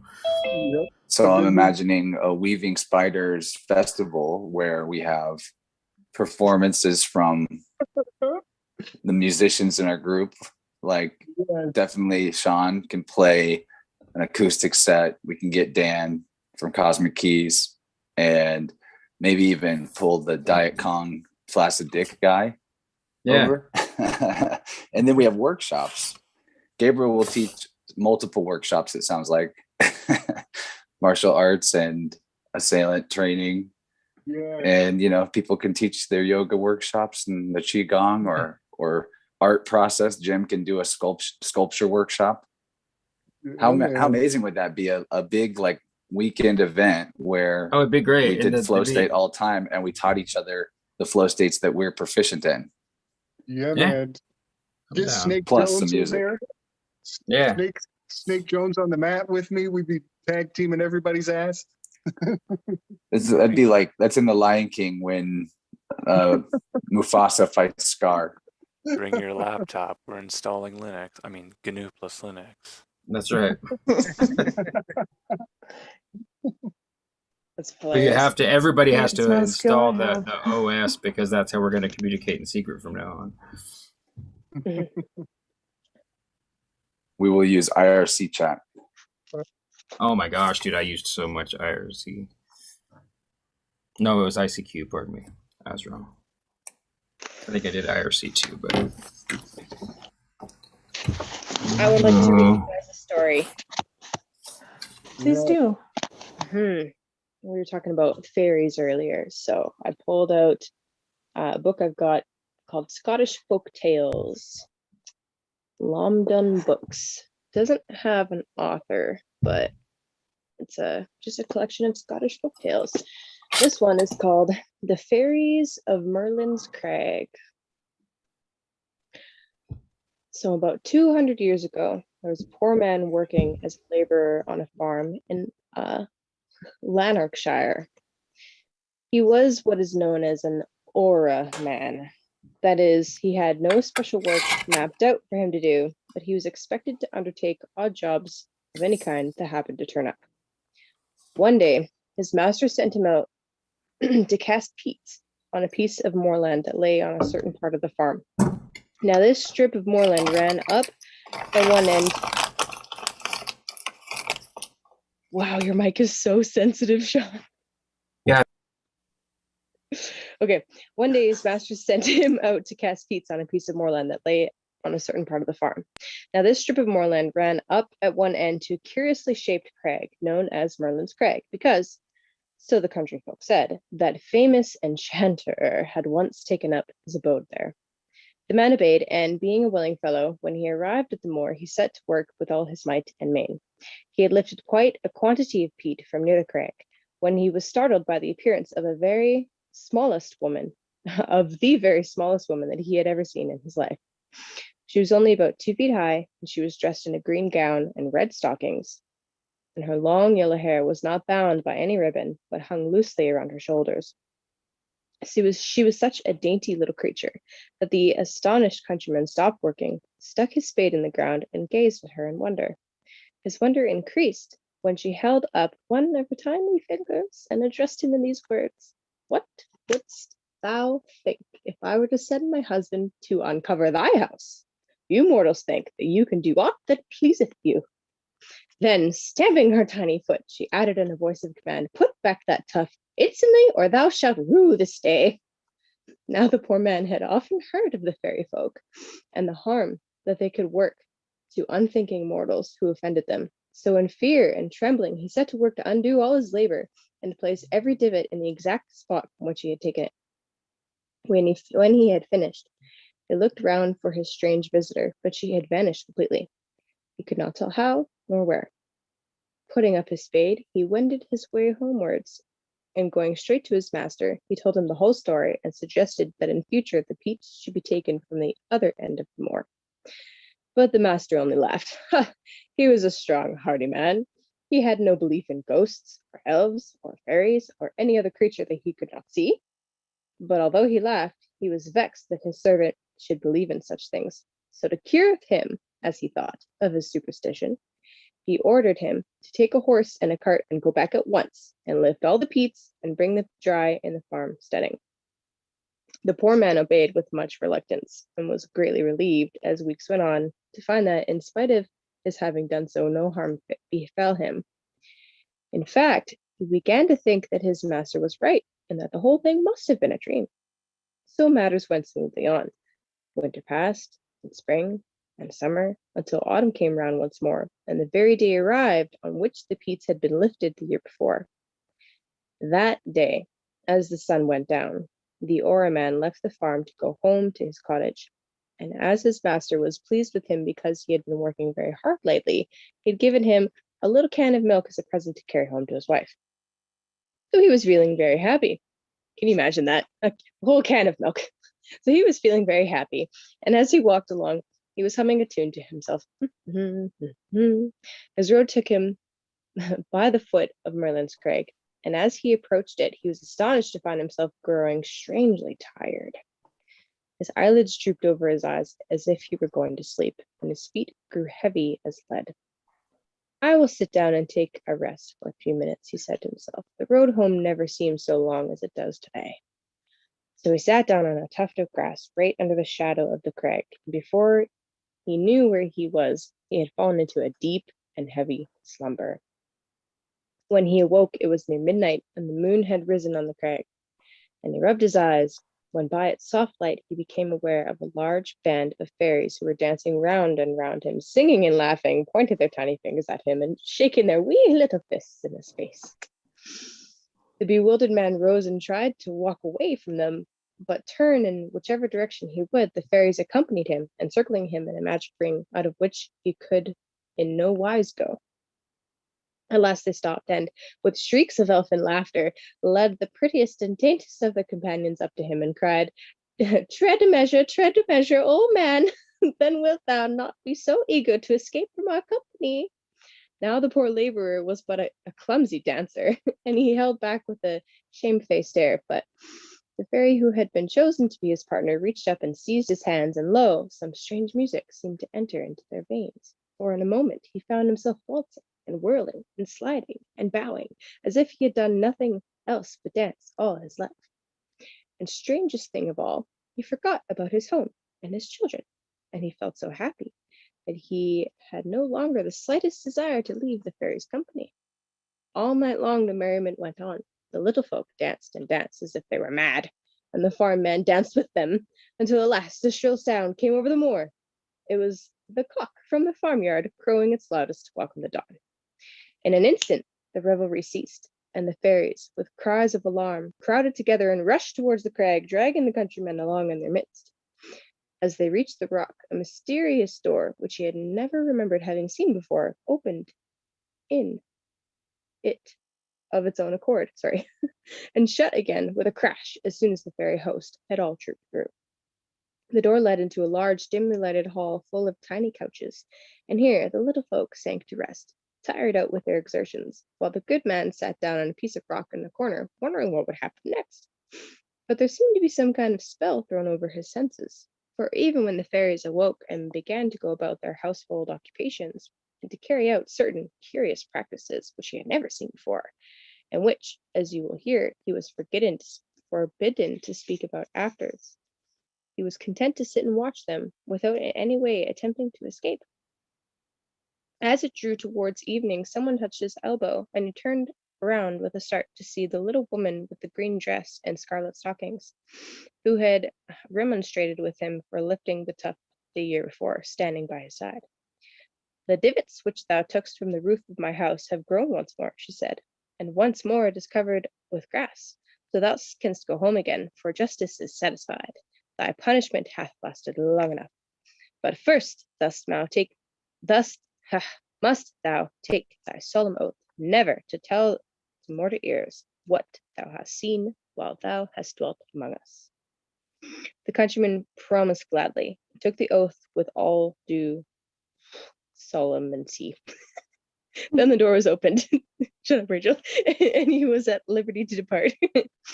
His can of milk was standing on the green just where he had laid it down when he went to sleep, and it seemed to him as if it were only yesternight when the farmer had given it to him. But when he reached his home, he was speedily undeceived, for his wife looked at him as if he were a ghost, and his children, whom he had left wee, toddling things, were now well-grown boys and girls who stared at him as if he had been an utter stranger.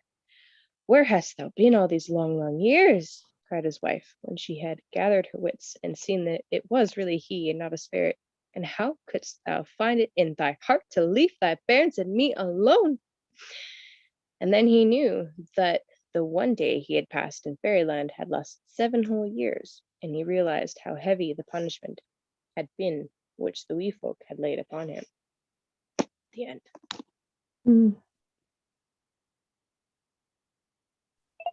I like that. Thank you. 7 years. 7 years. There's that 7 again.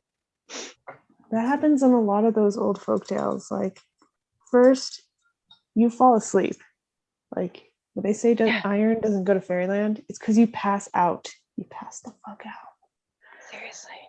out. And then you're gone for a really long time. You know, I don't know very much about UFO research. I'm talking people that do a lot of UFO research, but isn't it kind of common for abductees to talk about getting really, really tired I don't before know. being abducted and shit like that? I know that I was doing Stuff a like that. meditation with Mercury.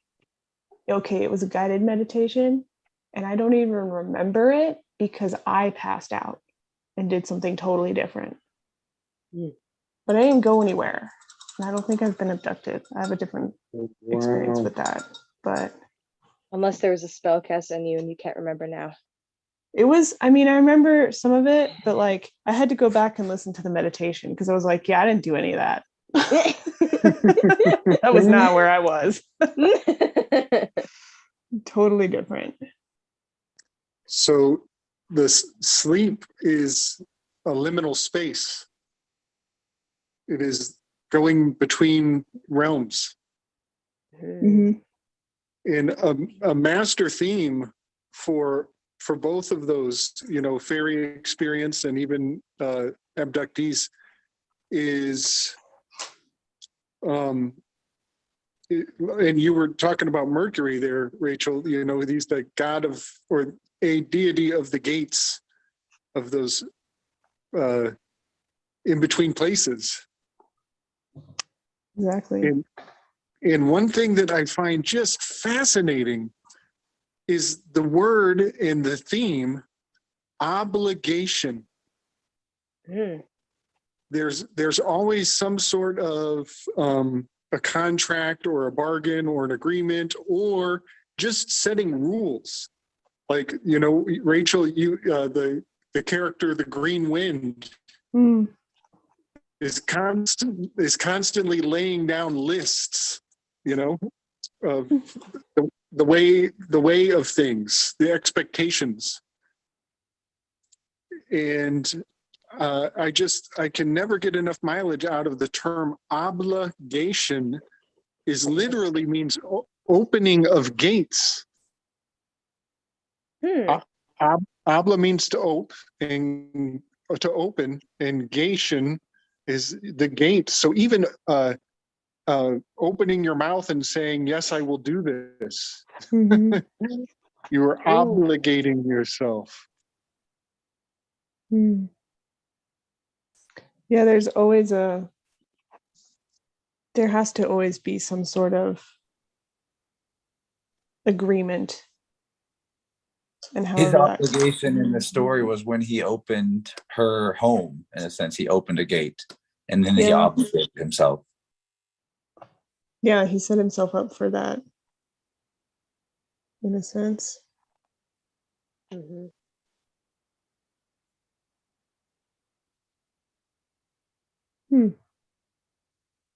Even the word oblige is, a little more Frenchy derivative, but it has that liege, and to liege is to attach.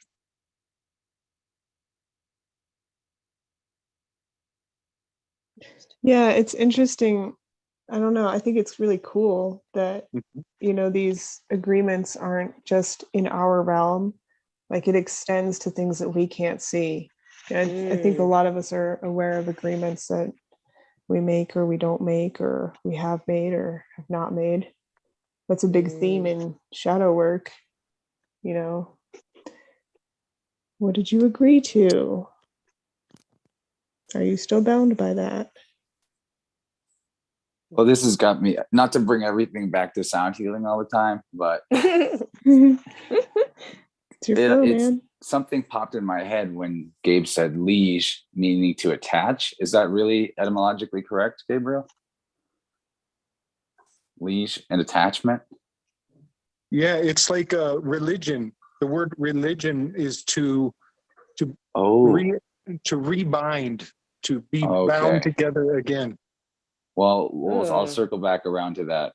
But when it won't be a very wide circle either. But when I'm doing sound healing, which is shadow work, right? Big time. And I run into the harshest spots in the person's biofield, the most blocked spots.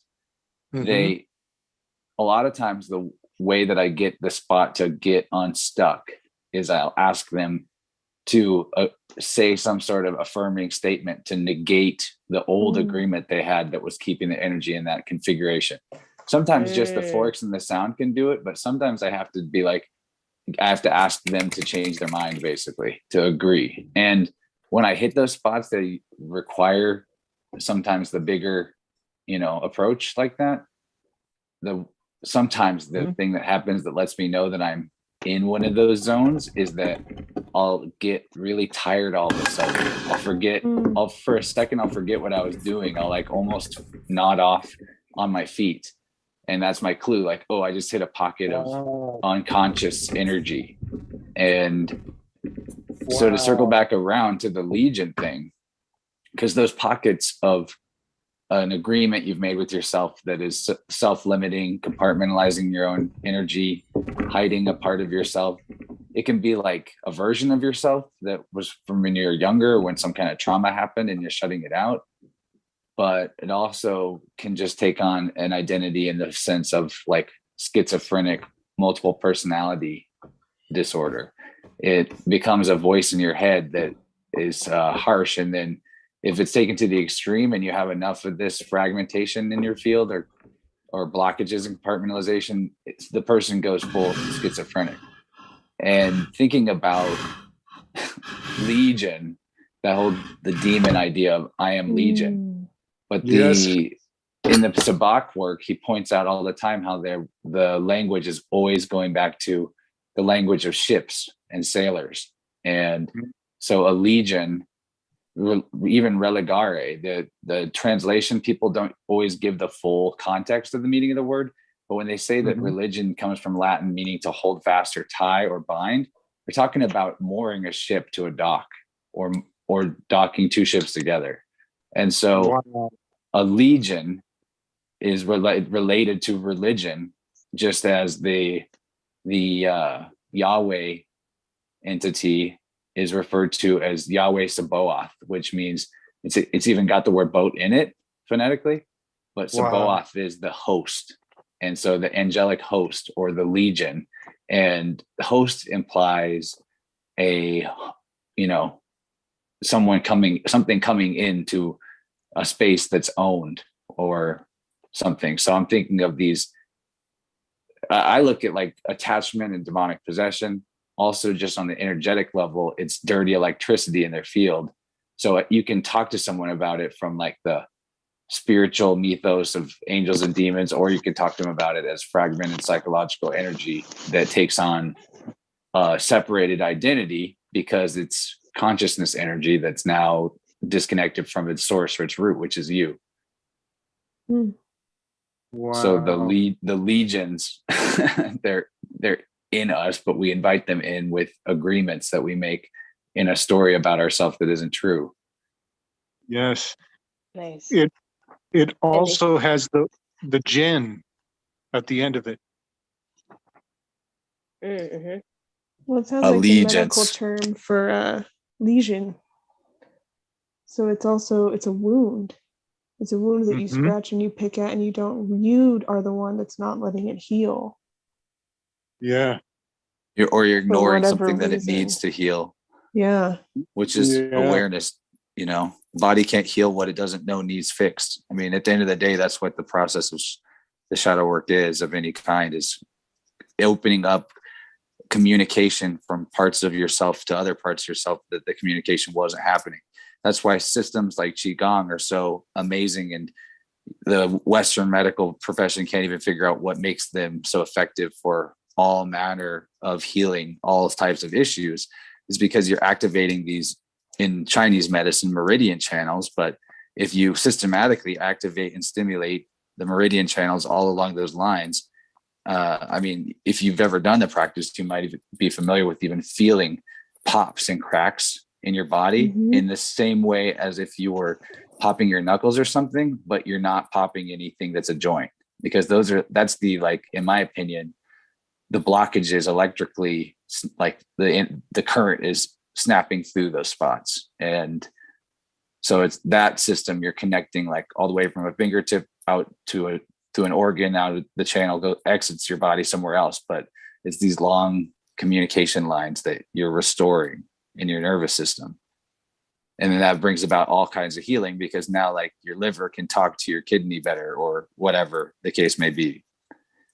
And your parts can work together in concert. Beautiful. Know thyself. Yourself. That means like yourself has to know itself, not just your conscious mind, but all the parts of yourself.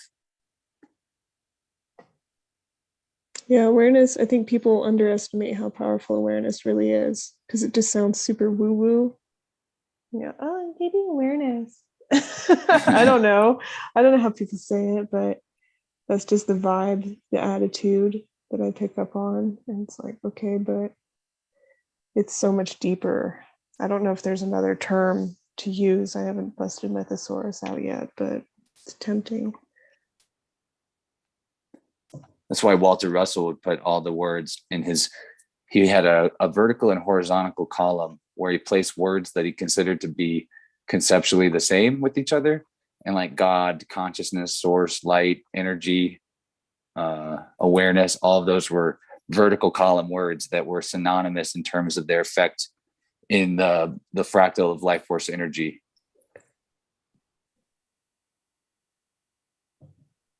Yeah, that's a good idea. I'll have to find that diagram. It's good. I think I know where I left a copy.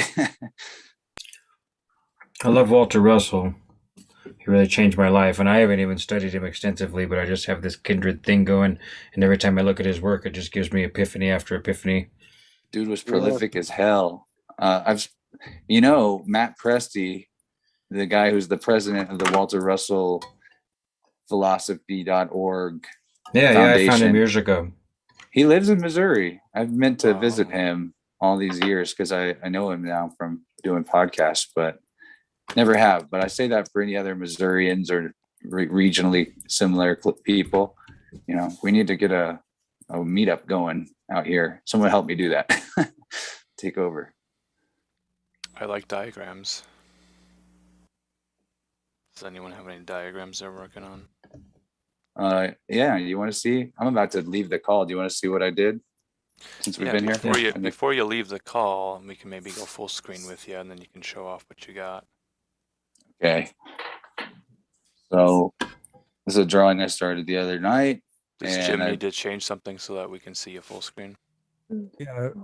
Now it's on speaker view full screen. Okay, so if I keep talking, it'll stay big. So this is my drawing right now. It's got the scaly egg and the Mithras magician characters emerging from the egg. It looks like I'm going to be doing some sort of color scheme that goes up the Roy Biv spectrum, probably. And then we've got the crown looking a little sinister, actually. That was unintentional. But now I'm seeing how Saturnian that is. Yeah, and the Wheel of Fortune up top. So that's the diagram, right? Nice. But since we've been hanging out, I added this color. Beautiful. Yeah, that's gonna be cool. And I think there's going to be like a 2 pillars thing going on the left and the right. Fuck, why not? Spoiler alert.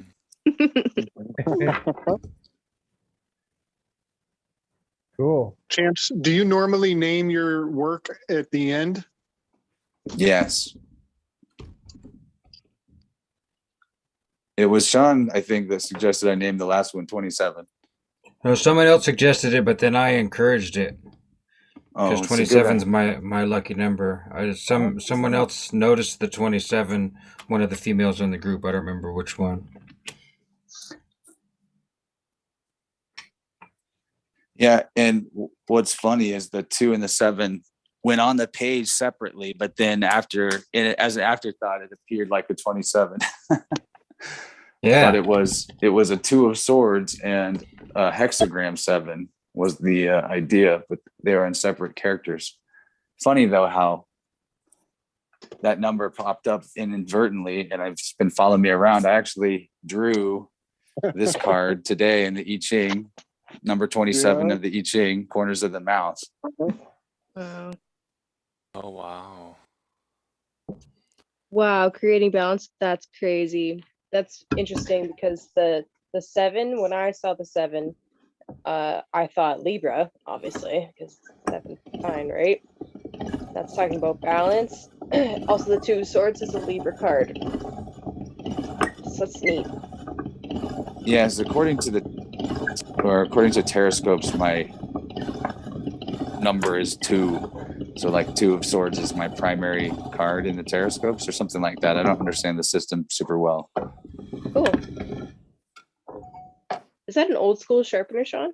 Like desktop sharpener? Oh no, it's like a pasta maker thing that I'm messing with the clay with. Oh, fun. Like I'm just playing with Fimo. I drew a picture, but I just changed up.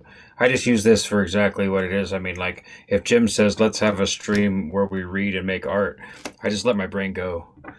Like, you know, not like I'm not even thinking about what I'm doing at all. This is the greatest. This is good, vibrant wind down too. It's a great idea, Jim. Yeah.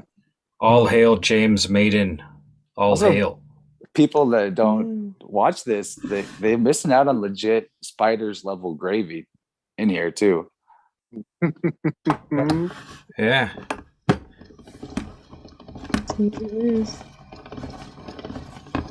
It wouldn't surprise me I if will Jim not eventually go made this to a level private 2 thing. with you. We have I will not go to level 2 with you.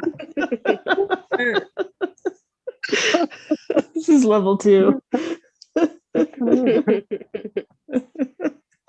could be our watched new that secret movie. code.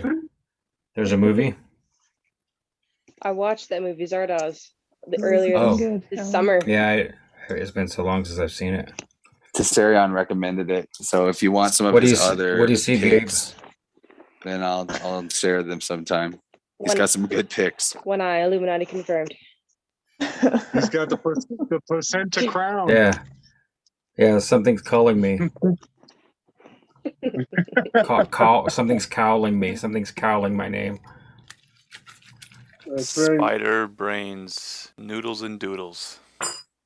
If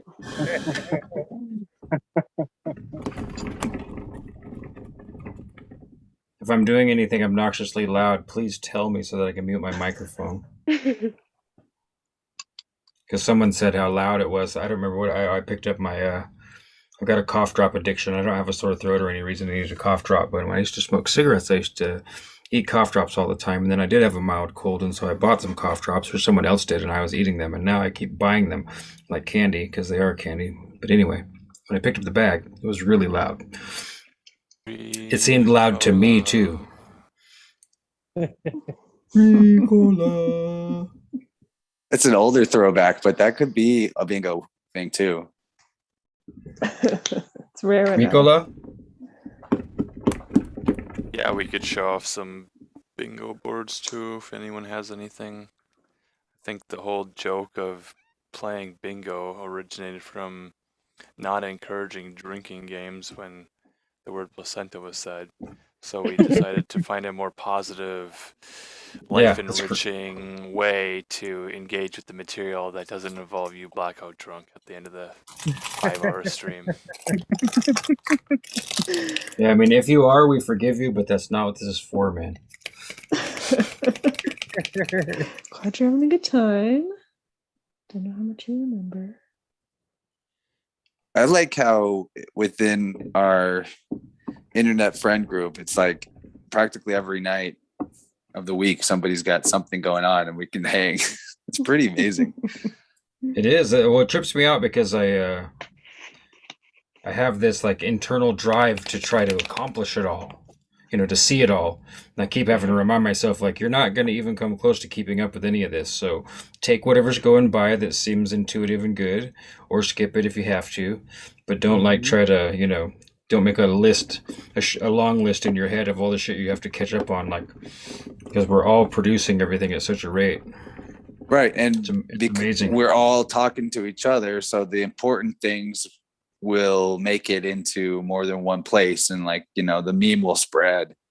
And Yeah. I like if it. something really happens, you'll catch a wind of it somehow, like, oh, I heard this happened, and then you can go check it out. It begins in the mind. It's the 4 Kabbalistic worlds where you have to envision the chair. If you've heard Lon Milo Duquette explaining the 4 Kabbalistic Yeah, chicken Kabbalah worlds. is a pretty good way to look at it. Yeah, the chicken Kabbalah of Dr. Lamed, Rabbi Lamed Chicken Kabbalah, something like that. And he gives this analogy of, well, where does the idea of a chair come from? And then he compares it to the 4 Kabbalistic worlds. And I'm not prepared to accurately describe those worlds. The idea is that first it has to exist in the mind before it can go downstairs to the factory level where people begin to build the chairs out. Right. The top is like the idea itself. The second layer is like the architects of planning, and then the third layer is like literal factory work, and then it manifests into our reality. Yeah, and the idea, I've actually for again, about a week bingo. Go ahead. I've been putting my meditation time to use as visualization time. So like probably 75% of my meditation time for the past week has been hardcore visualization practices. And I've never really experimented with that other than like I've held intentions and ideas in my mind for long periods of time. I watched them grow, but never really sat and just activated the imagination portal. And it's interesting to report that in the first 6 or 7 days of doing it, I can already tell a noticeable improvement in the clarity of my mental images. So for that reason alone, even if you don't want to experiment with the woo-woo law of attracting things to yourself with visualization, there's something to be said about sharpening the picture on the inner TV screen that would apply to all kinds of things. That's a good idea. Thank you. If anyone's interested, ask somewhere where I'll see it on Telegram later, and I'll share a good 2-hour YouTube audio book on the process. But the cliff notes would be start out by doing whatever you need to do to affirm to yourself and feel that you're connected to the source and supply of everything, and that you're part of it and one with it. And then maybe do some light visualization of lighting up your body and doing a body scan and fully feeling every part of your body. And then just go to town picturing the stuff that you think would be best for your life to attract into it, or changes in yourself. Kind of the 3-step process there. Yeah, I definitely try to remember to remind you to drop the book too, because it doesn't sound very long. If it's that short, you can just kind of blow through it real quick and get the gist.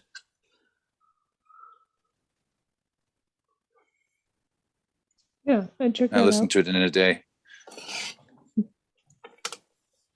And it makes the meditation time go by faster too.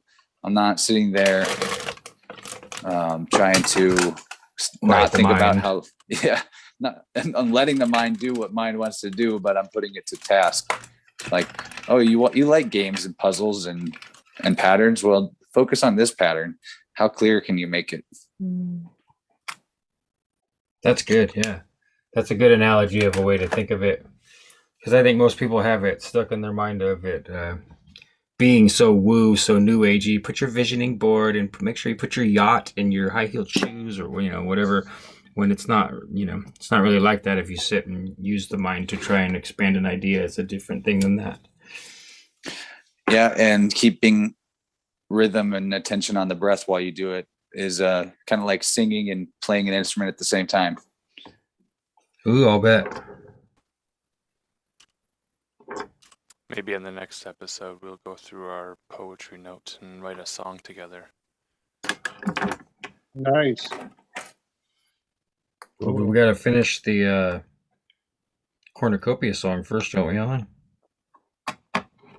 Oh, yes. Is it just one song, or is it a whole album of cornucopia music? Well, I mean, We don't need to limit it. I think if we it's a just whole, spill some definitely a ink, whole write some album. lyrics down. Chance, if you're still here, I wanted you to see that I did buy one of them. Oh, cool, bro. Yeah, I'm still here. I can't Whoa. quit you guys. What is that? That's It's cool. a scaly It's a egg, yo. scaly egg that I bought at the Christmas bazaar in Meridian, Idaho. I think it was Meridian. No, it was Nampa. Nampa. You gotta say it like that, Nampa. I'm gonna put a string on it so we can hang it from the Christmas tree, because me and my lover at a magic shop in Scotland bought a little dragon Christmas ornament, and they kind of go together. So speaking of the scaled egg, one thing that's a new insight that I haven't shared with you guys yet about solfeggio frequencies is the twilight language of that word. Because I was looking at the Wikipedia entry for solfeggio. Of course, you want to get the official story, and it's a particularly interesting Wikipedia page because it lists a hymn to St. John the Baptist as the source of the original do, re, mi, fa, sol, la. And it was oot before it was do also. But the twilight language breakdown of solfeggio is sol, fa, so like those two notes, and then egg, and then it's I-O, or 1-0, the pole and the whole, the generative principles. And the interesting thing about sol and fa as the notes that it represents, that's the green and the blue.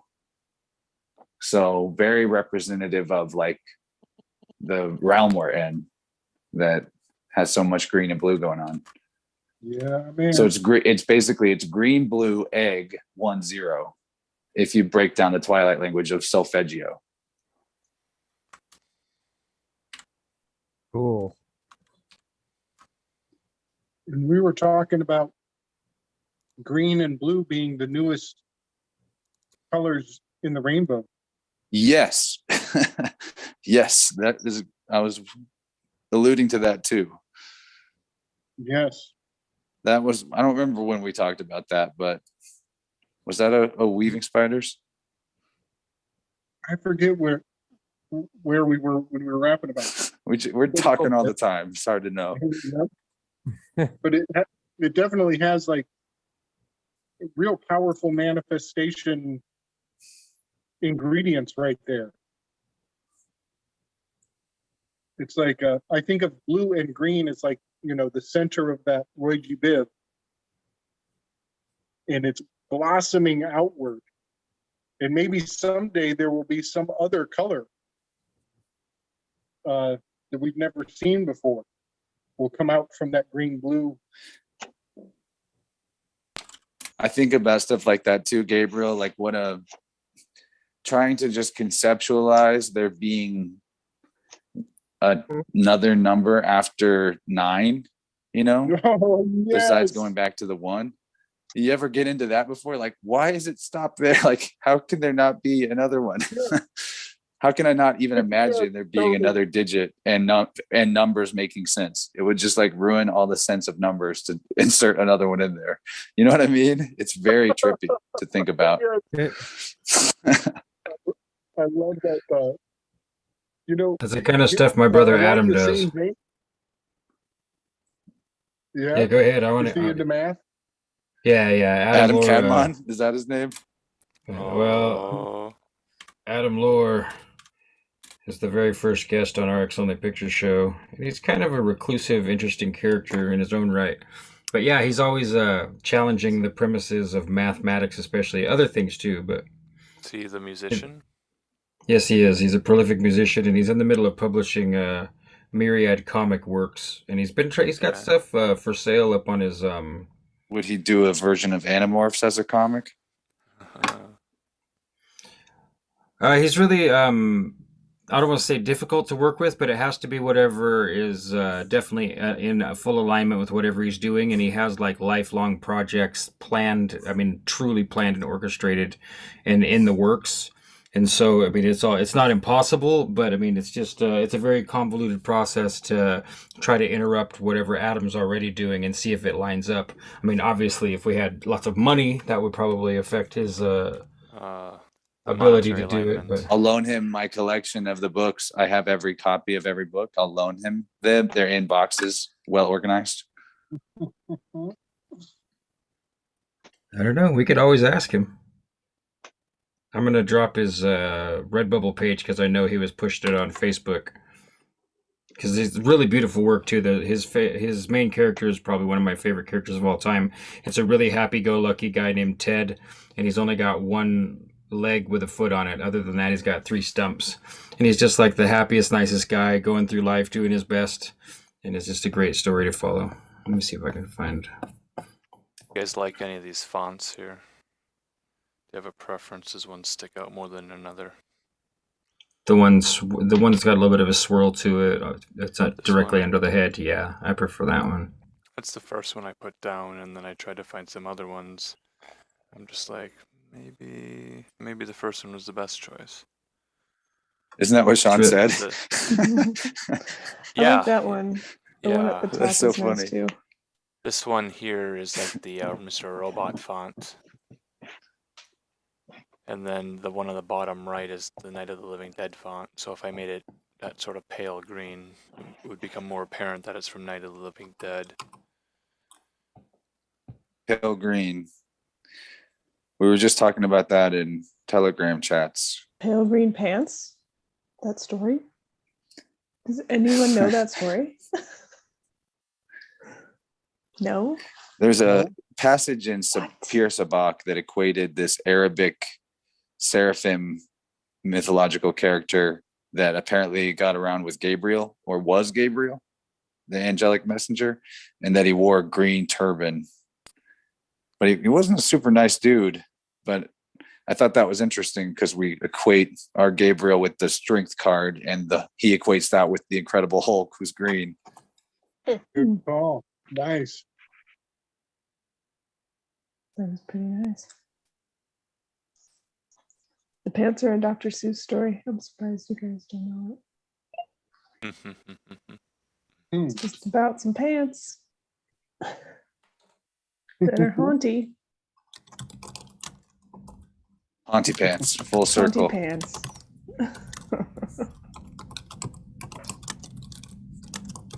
Like, how do So one time, Chance, going back to the math and like inserting another number. I once read a book that was very much focused on the Mayan calendar and the turning of the age.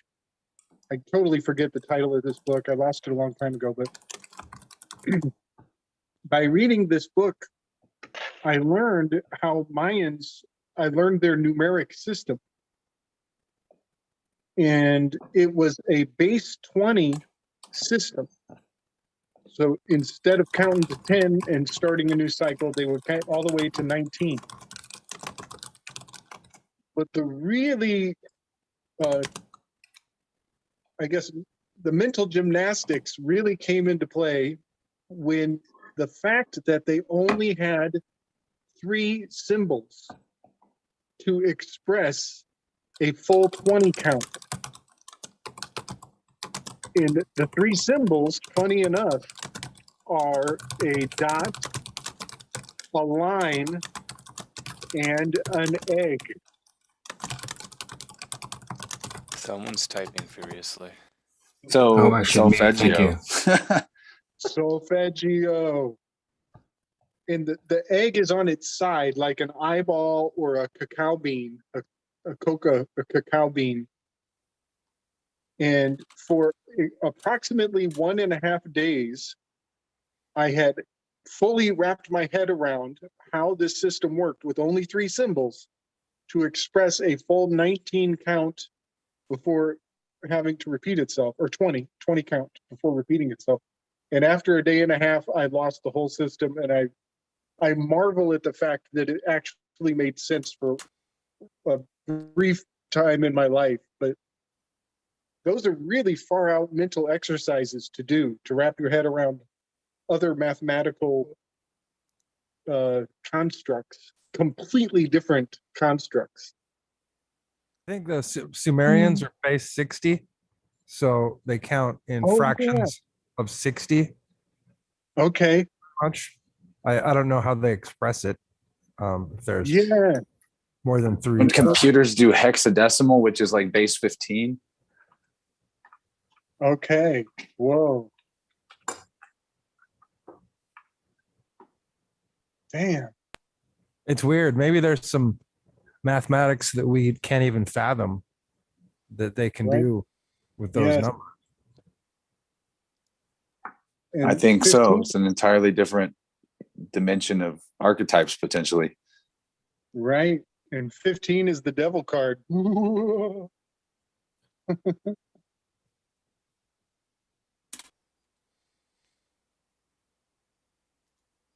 gonna see if I Yeah, can that's look up some good reading on the subject.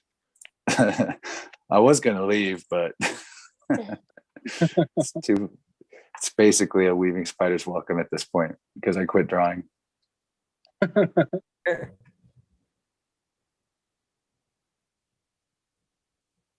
Jim, I like your rook. Oh, thanks. Still trying to figure out how to break it up, putting some bricks on the side. Oh, here. okay, yeah. But what's going to happen in here, I'm not even sure about yet. I want some negative space. It's actually what I'm doing right now is just taking the basic form and then inverting it so it's black or white or black to see what it would look like if it was printed on a t-shirt or something with just white ink on black t-shirt. That's classy. Love white on black t-shirt. Mm-hmm.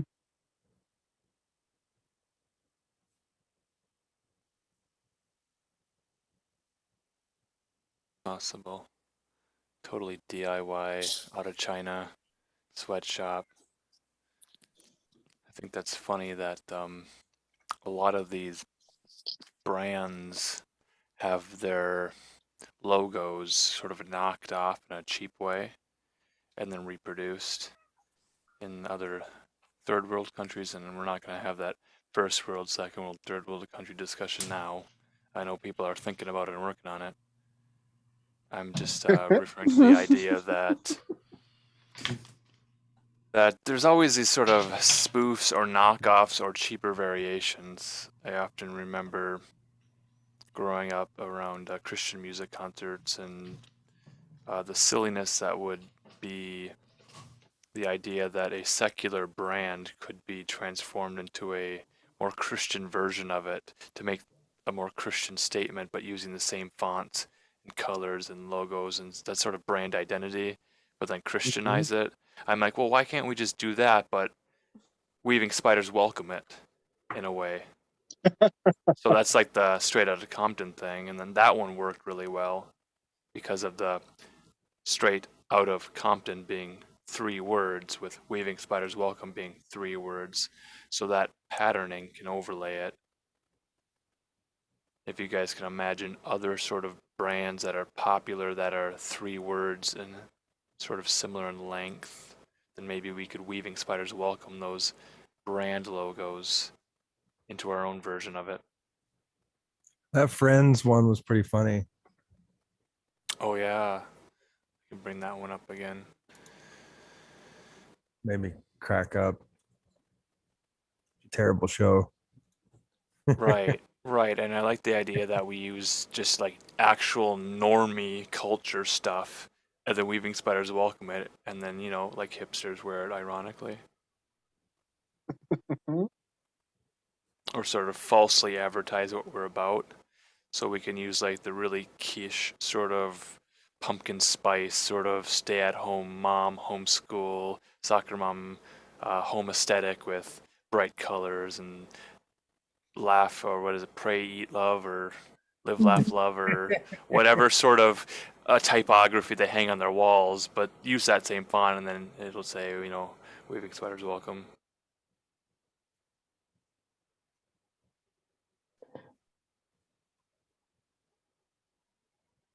Oh, no. It's a cool deal. Rachel, what are you working on there? This beast of a thing that I started. I'm decorating these cosmic egglets. Whoa. Oh, cool. So there's a couple, but I've only done Amazing. 3 just because they're really small. Mm-hmm. I'm trying to decide which ones to do next. I want them to look maybe the same, but not. I mean, this one got a little more elaborate than I wanted it to. I don't know if you can see it, but. That's on canvas, right? Mm-hmm. Yeah. It has Yeah. it has kind of a roundness to it from the camera, but it's probably just the light. I thought it was a pillow at first. I could make a very cool cosmic pillow. That would be awesome. That would be cool. Every now and then I do like stitching things. I don't know why. Something tedious to do. Overly complex and detailed. So you guys up for me to do a little read? Yeah. Okay, this is from pages 8 to 10 of Spirit World July's End, Chapter 1 by Dylan Sakosio. So I'm going to screen share this image that goes with what I'm going to read here. Let me show the thing. I've got the Friends font thing. I'll show that after your screen share. Okay, so is mine up and it's the big thing? We're good? Yeah, we You're see up. it. Okay, so before I read the passage, I have to explain the process of theosophical reduction or addition relating to the tetractys or the Pythagorean triangle.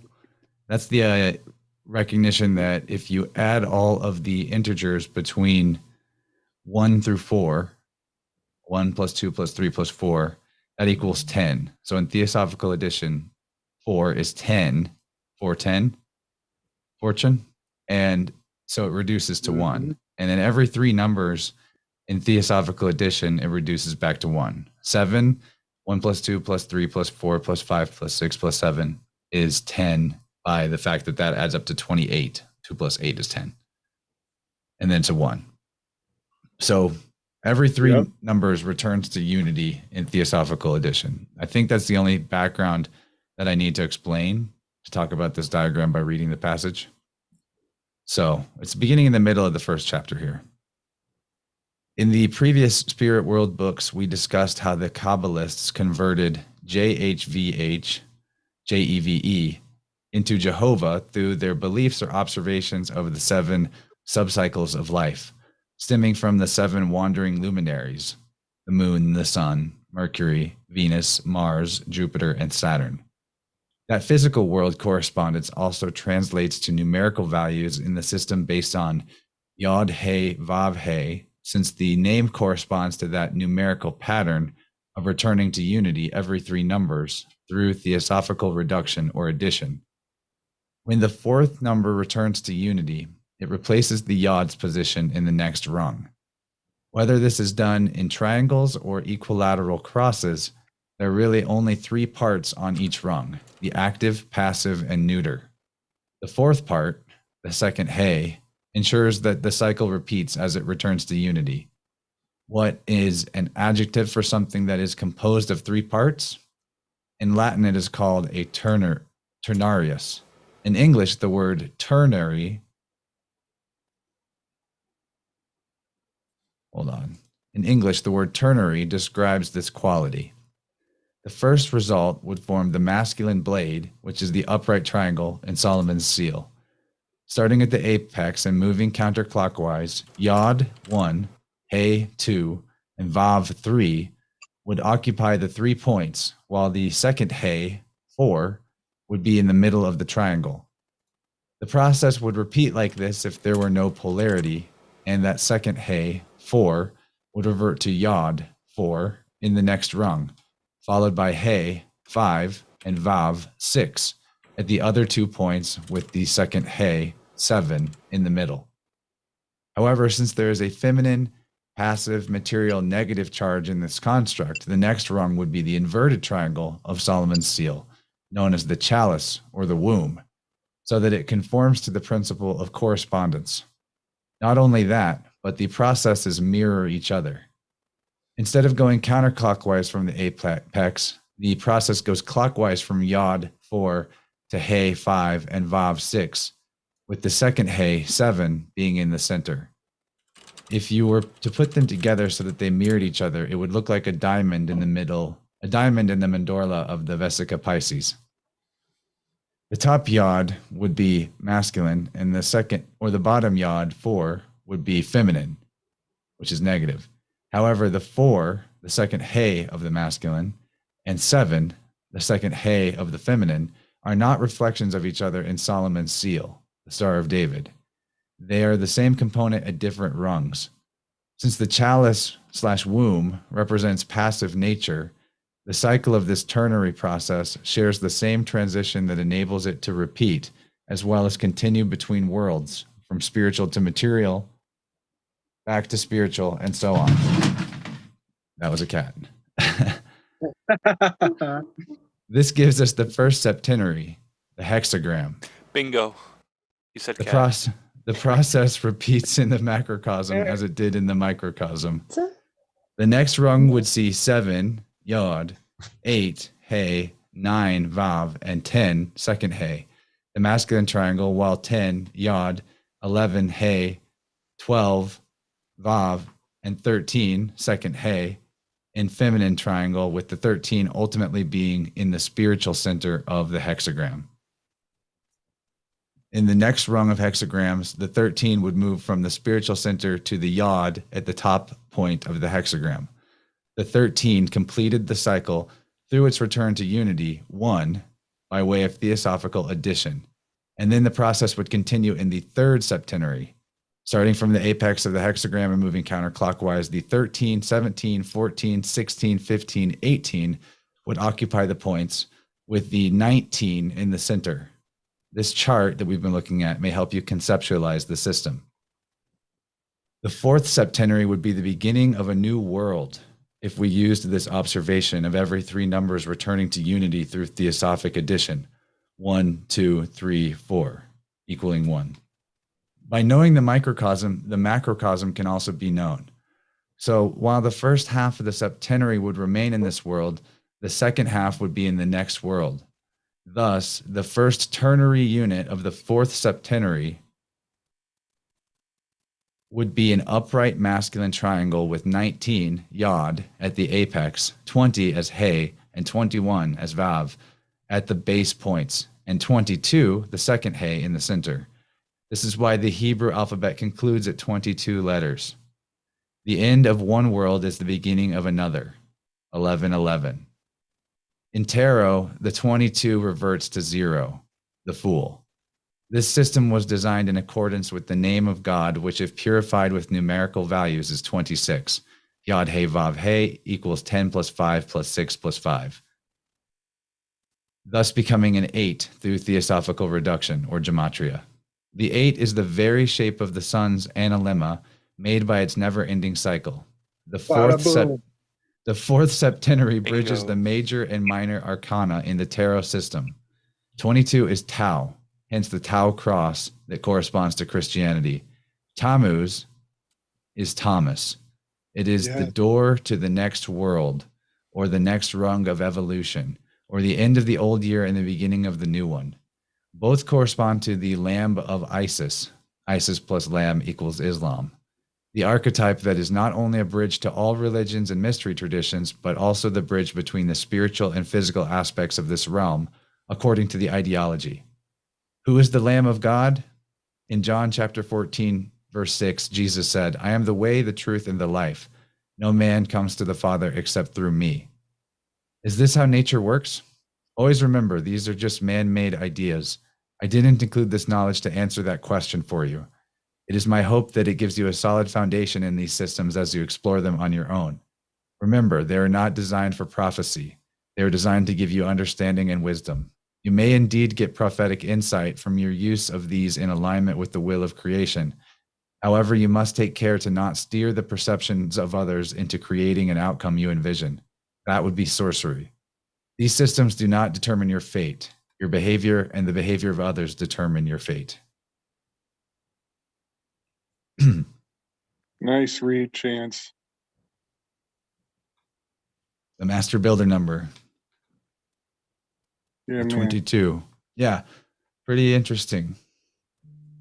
And my that part about 19 being a new world, 19 being at the crown of the fourth and final trinary, Oh, yeah. definitely made me think about the CV.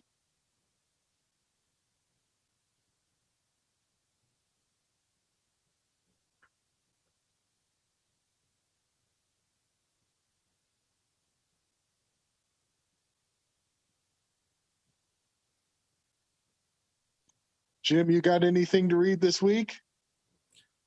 I got some stuff. I could read something. What I just read was like as left-brained as it gets for the left brain, right brain balance. Yeah, that was Dylan Sicosio, right? That's the third book in his trilogy. Well, it will be a quaternity, I believe, soon. Nice. Let me look back there. Man, that was That's great. that's just in chapter 1. And that was only part of chapter 1.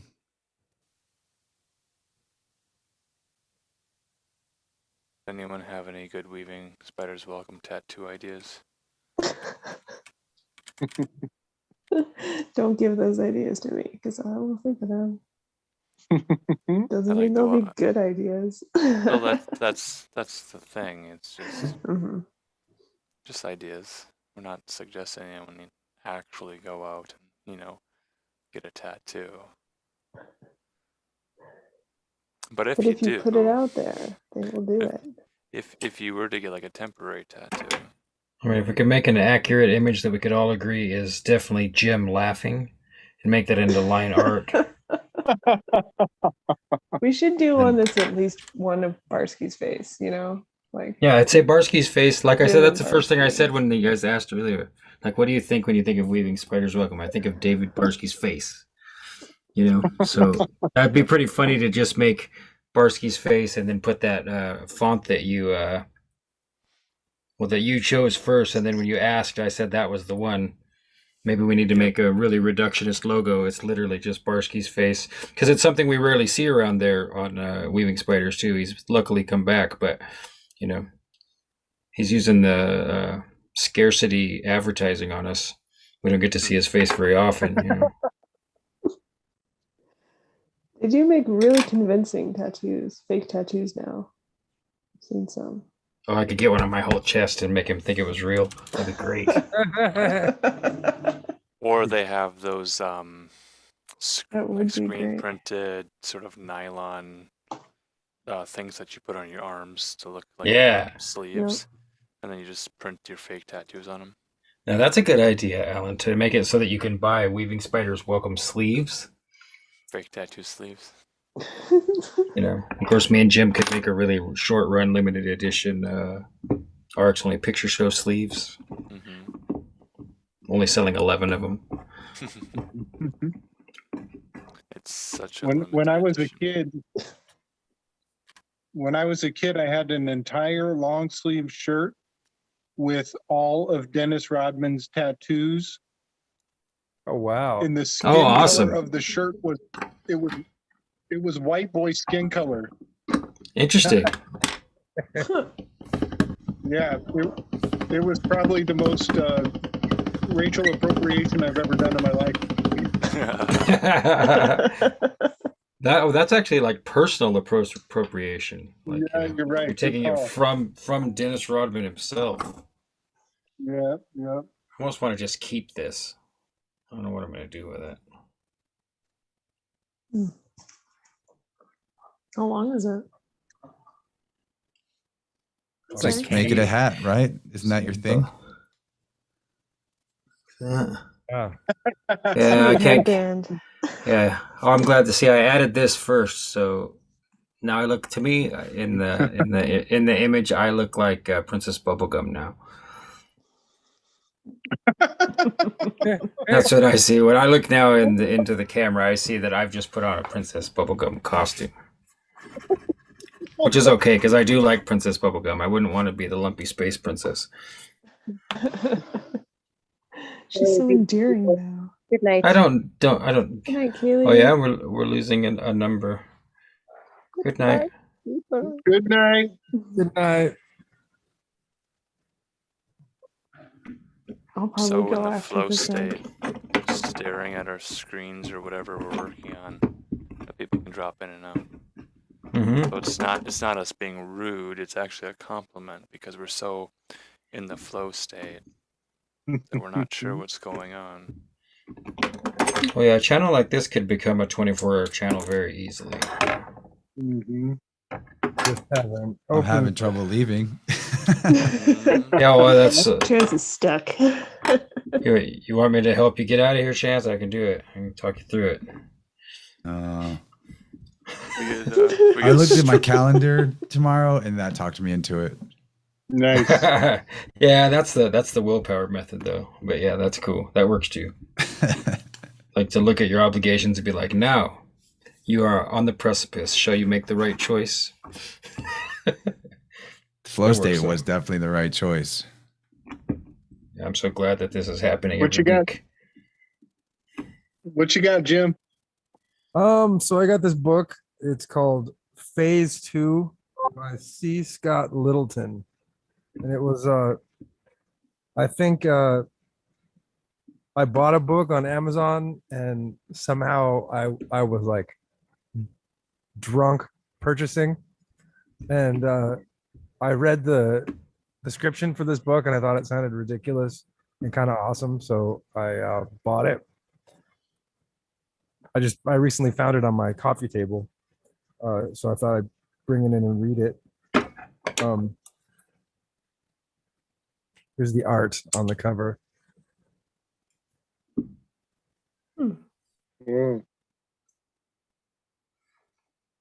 Chapter 1.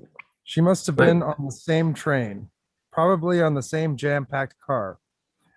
But the chilly outdoor platform was teeming with early morning Tokyo commuters, all of whom were hunched against the raw late November wind. And it wasn't until he reached the bottom of the broad staircase leading to the bowels of Shinjuku Station and was engulfed by a welcome blast of warm air that Cully Wisdom noticed a young woman in the crowd staring at him intently. At first, Cully paid her scant attention. After nearly a decade of living in Japan, he'd been stared at by more than his fair share of giggly young females who were disconcerted by the presence of a male gaijin, a round-eyed Western foreigner. In Cully's case, a tallish, sandy-haired American in his mid-40s, with a ruddy face, hazel eyes, and a flat stomach, thanks to the hours he spent each day on his feet negotiating Tokyo's marvelous but exhausting public transportation system. However, he soon realized that the woman wasn't giggling and that there was something oddly familiar about her face, especially her eyes, something that took him back at least 10 years. As soon as she saw him glance in her direction, the woman turned her head away and quickly disappeared into the river of people flowing toward the main exit. However, when he finally reached one of the automated doors, he spotted her again. Not all that far ahead of him, and this time he decided to take a closer look. She was extremely short, even by Japanese, and her chin was perhaps a shade more pointed than most East Asian chins, but otherwise her overall appearance wasn't all that out of place. Jet black, shoulder-length hair, a tiny nose, dark eyes surrounded by epicantic folds one would expect to find in this part of the world, a trim figure, skin so pale that it looked as if she'd never spent a day in the sun. The same could be said of her clothes, which consisted of a pair of expensive Calvin Klein jeans, a simple white blouse, no jewelry that he could see, brown suede boots, and a black leather jacket. The rational part of Cully's mind told him that there was no way on earth, or anywhere else for that matter, this person could be anything other than what she seemed, an attractive young Japanese woman on her way to a college class, or more likely an upscale job, perhaps in one of the new high-rises that had sprouted up like steel and concrete mushrooms in Nishi Shinjuku. But deep down, almost unconsciously, he'd already begun to suspect that she was not at all what she seemed. There was something uncanny about those otherwise unremarkable eyes. They seemed to mask another set of eyes he would never forget. Not if he lived to be 120. Don't be ridiculous, he told himself. How could she possibly be here in Shinjuku Station, of all places, masquerading as a Japanese career girl? Nevertheless, Cully's feet seemed to have a will of their own, and despite the fact that he was already late and would probably be docked an hour's pay by his tight-fisted boss, he followed the young woman through the maze of corridors lined with boutiques, electronics outlets, camera stores, coffee shops, snack bars, kiosks, and restaurants that had stretched for at least half a mile in all directions beneath the station and adjacent portions of the Shinjuku district. It was almost as if she were leading him somewhere. Just before she ducked into a tiny coffee shop sandwiched between a shuttered sushi bar and a Chinese noodle shop, she turned to face him, and they finally made full eye contact. For the barest fraction of a second, the young woman's ordinary-looking Japanese eyes became her eyes, huge wraparound orbs, filled with love that bored into the depths of his psyche. At the same time, he saw their corners lift ever so slightly, just as her eyes had done. He was sure that what he'd just seen was a mental image, and that no one else would have noticed any change whatsoever in her physiognomy. But if she was really here and had somehow transmitted the image in the same way she'd done once spoken in his mind, the implications were literally staggering. His heart pounding like an out-of-control jackhammer, Cully momentarily lost his bearings and bumped head on into an extremely tall, hatchet-faced Japanese gentleman wearing a black suit and tie who was heading in the opposite direction, muttering a perfunctory "Gomensai." He hurried on his way, awash with the memory of his initial encounter with the exquisite alien creature who called herself Quasi Quan Ga.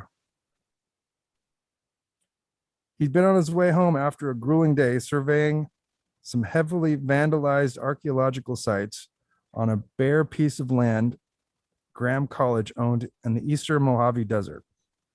Although he had no special interest in the Native Americans that had lived in this part of Southern California 1,000 years ago, the dean had requested his professional services. And if you were an untenured professor of anthropology at a place like Graham, a small liberal arts college with a campus in one of LA's smoggiest San Gabriel Valley suburbs, you took the dean's request seriously, extremely seriously. The temperature at noon that July day had been at least 120 degrees in the shade. And even at 7:30 in the evening, with all the windows rolled down, the interior of his 12-year-old unair-conditioned VW van had still been hellish. To make matters worse, his impulsively chosen shortcut had turned out to be a little more than a rutted desert track. And then, shortly after rounding a blind curve, the early twilight sky began to glow, bathing the sere desert landscape in an odd white light. It seemed to be coming from somewhere directly above him. He pulled over to the shoulder, leaned his head out the window, and looked up. Hovering about 500 feet overhead was a large disc-shaped object, its underside suffused by the brightest artificial light Cully had ever seen. He later estimated the disk's diameter at approximately 100 feet, although at the time he was so dumbfounded that he forgot to grab the camera lying next to him on the seat, let alone make dispassionate observations. After a few seconds, the strange craft silently descended, fluttering like a luminous oval leaf caught in a phantom wind. It came to rest about 50 feet above the road, a few yards in front of him. Whereupon the radio went silent. The headlights winked out, and the idling engine coughed, sputtered, and died. Cully sat there transfixed, unable to move a muscle. Even now, a decade later, both the abject terror and intense curiosity that engulfed him in alternate waves were still vivid. He wanted to run, and at the same time, desperately wanted to know what the object was and where it came from.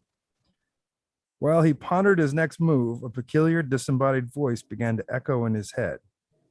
"It's all right, Dr. Wisdom. We won't harm you. We are your friends." The terror was still there, but it was soon overlaid by a sense of well-being, as if all of this was really happening to somebody else. A few moments after Cully heard the calming voice, three extremely short creatures with disappropriately large bulbous heads, huge wraparound eyes, and wearing pale blue luminous bodysuits glided out of the hovering craft. They were surrounded by a beam of bright blue light that shimmered as if it contained thousands of minuscule diamonds. As soon as the creatures reached the ground, the beam disappeared, and they glided noiselessly toward his van. It somehow seemed perfectly natural that their feet never actually touched the ground. One of them aimed a small object at him, and he found himself opening the door. Supported by the tiny trio, Cully floated in the direction of the waiting disc. With great effort, he glanced down at one of the hands that clutched his arm and noticed that it had but 4 pencil-thin fingers, one of which was significantly shorter than the others. What made these alien fingers even more bizarre was their total lack of anything that remotely suggested fingernails. When he and his captors reached a point directly beneath the UFO, the blue beam reappeared. Still unable to move a muscle, he felt himself rise into the air. He sensed that 2 of the bulbous-headed creatures were floating immediately below him, while the other one hovered just above his head. Although the intensity of the beam blocked most of his vision, in a few seconds, Cully felt himself pass through the thin outer surface of the alien craft and into a brightly lighted, white-walled chamber that looked like an operating room. Its most obvious feature was an oddly contorted table that seemed to glow from the floor, like a flat-topped mushroom. He could see an array of unfamiliar devices attached to the walls and suspended from the low, luminous ceiling.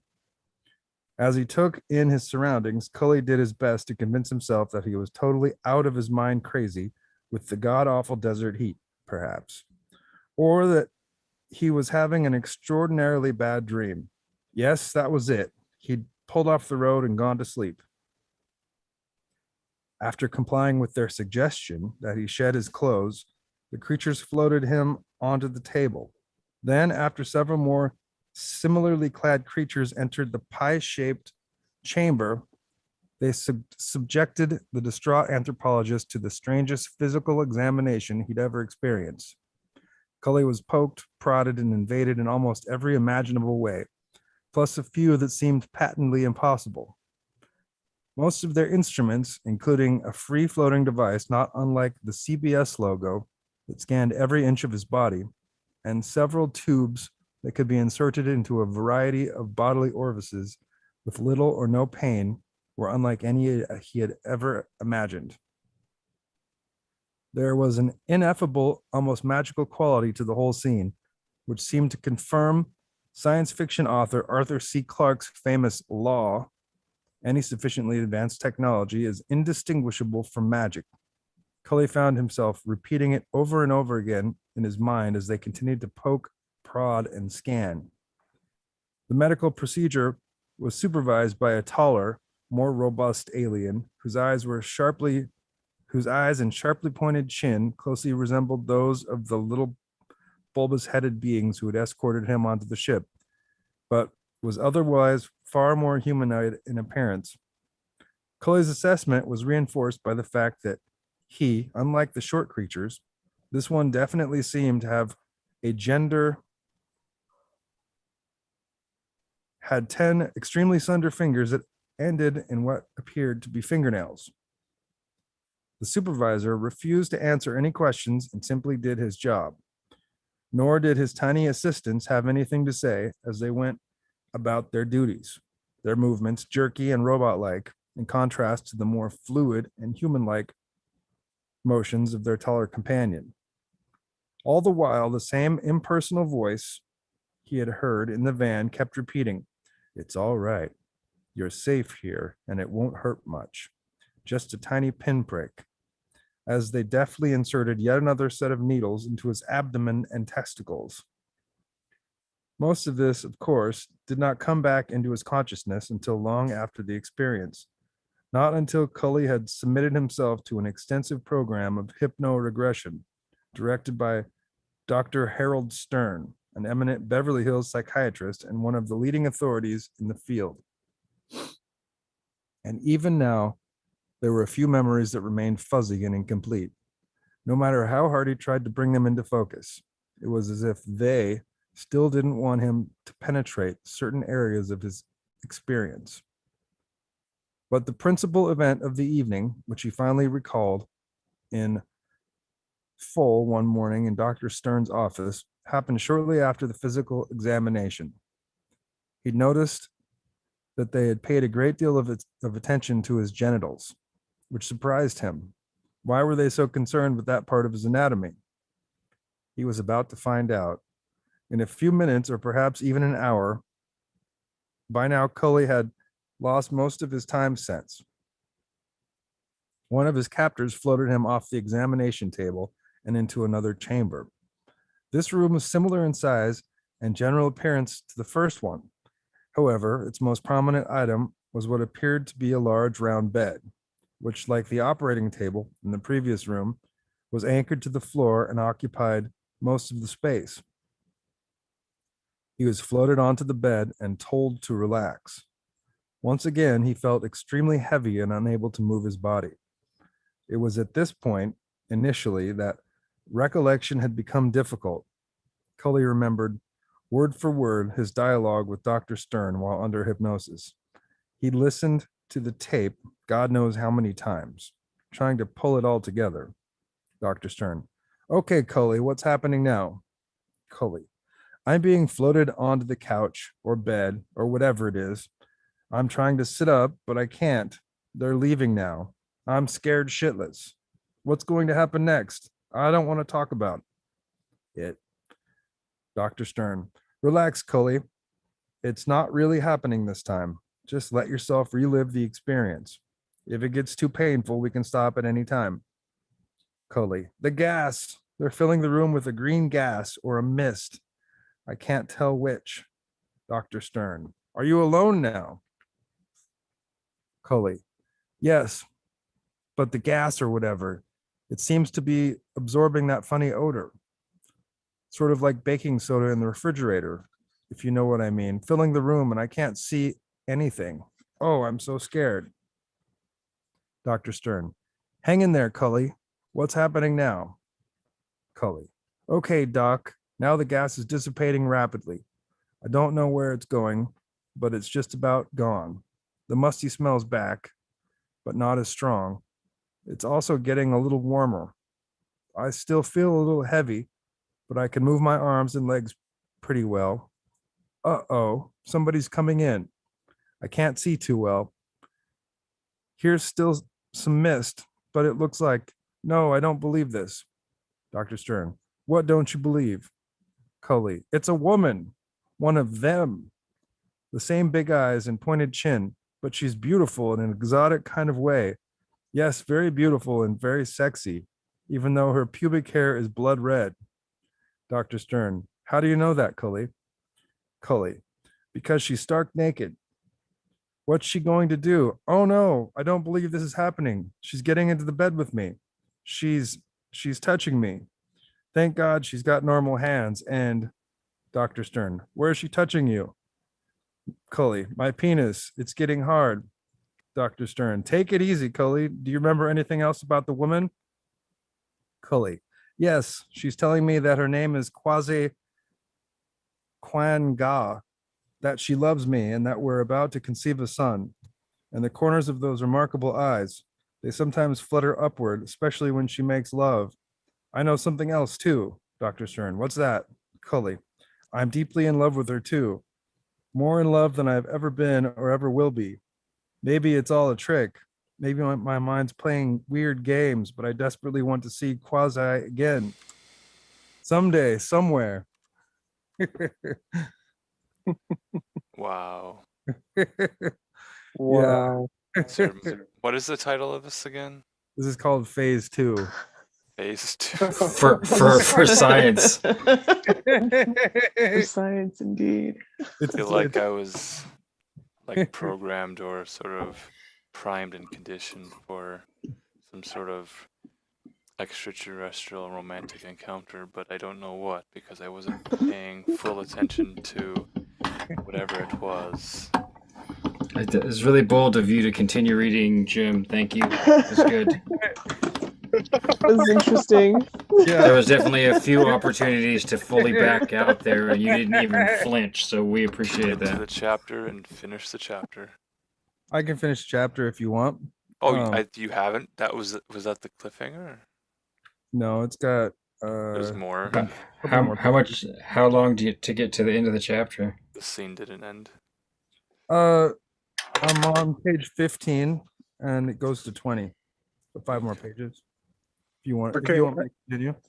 I gotta insert a couple quick little facts here. So Chance drew the Kuan Yin card, I think yesterday morning. Wow. Very similar name. And just to really, I mean, this is kind of crazy. This is like hellier kind of crazy, but about 4 or 5 days ago, I was looking at a map of California. And as soon as you said the San Gabriel Mountains, I remembered, and I went down and I grabbed I got this old map. It's like all torn up, this old road map. Yeah. And I actually remember from when I was looking at it before, this abandoned air base just on the other side of the San Gabriel range there. And let me see, and I was thinking when I was looking at it, I was like, I bet there's some shady shit going on right there. It's called it's called George Air Force Base, and it's closed. And this map is old, so it's been closed for a very long time. So I just thought those were some real fun syncs that for some reason, I mean, this is just so random that I was even looking at this and committing anything to memory. And here you are adding fictional layers to my thoughts from days before. Hopefully fictional. Yeah, I think so. It sounded like a terrible fiction. Worst things can happen than to fall in love with a beautiful alien woman. I mean, I guess we'll find out, right? I know some people have had sex with dolphins and they never got over it, so I could only imagine what that alien experience must be like.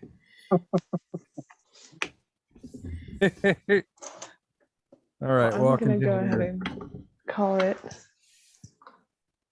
Good night, Rachel. Good night. Yeah. It's been fun. See Good night, you Rachel. later. Yeah, thanks. See ya. I added some color to our spider web brain noodle doodle. It was purple, wasn't it? Yeah, Let's see. share that with you guys here. Oh, So I added I some like that. purple. That's good. The inverse of the purple is green, so I tried it with some green and some purple. oh, are you gonna GIF it? I think it would be quite psychedelic. That's what I'm working on right now. Cool. I kind of like this shade of purple, sort of a psychic purple. And then the Yeah. green is the opposite of that, and clash as well. It sort of Yeah. has maybe this something wicked this way comes sort of font, and I'm trying to search my mind for what this image is similar to that I've seen before, but I can't remember it right now. Yeah, but that's the whole idea. So if you're doing that and you're not succeeding, then you've succeeded for sure. Because if it has that, oh my gosh, that looks like something, but we can't figure out what it is, then you've succeeded massively in creating magical art. I like it. I mean, I'm a purple and green guy because I've been following after the Joker since I was in 5th or 6th grade. So I can one of finish. the how much longer is it, Jim? I mean, to get to the end of the chapter. 5 more pages, but I mean, got the gist, I guess. I mean, it wasn't very astounding and well written, so it's not like No. It wasn't yeah. It was about fantastic as the cover art. Uh-huh. It definitely. Oh yeah. that does kind of It reek of my definitely best reached out friend and who made it grabbed for you. me here. Here's the author. I'm really suspicious of all the science fiction guys. Seems like they've got their own little secret weirdo club that seems to Invisible also. College Press. Oh yeah, Yeah. yeah. Yeah, it does seem kind of propaganda-y. Well, No. a combination of propaganda and a way to attract and seduce young boys. Unfortunately, because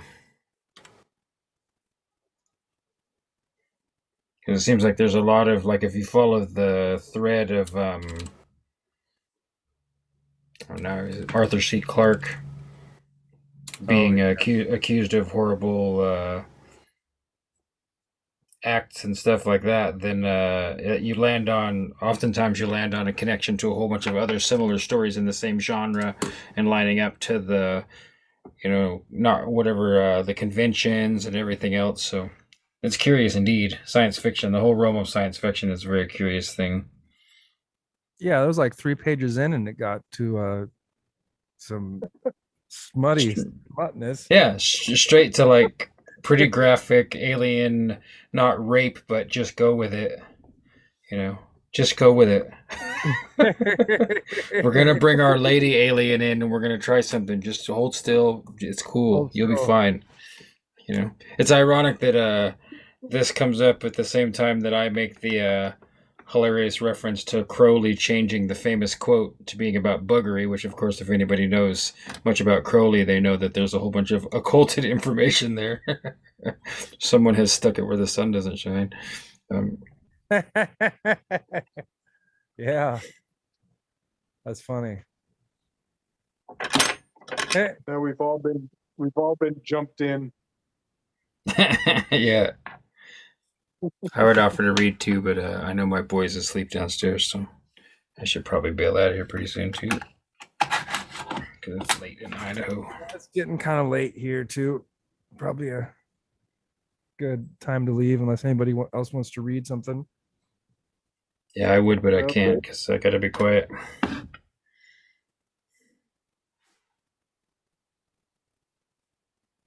That was great, Jim. I'm never going to forget it. You'll have to take a picture of that book cover and put it in the chat.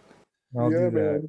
So then we can kind of determine what it is we heard, because I'm still just not even sure if that was even real. Oh, it was so poorly written that it was actually intriguing, right? Well, I can finish it if you want. All right, do it. We Yeah. gotta hear the rest. Yeah. Thanks for offering. All right.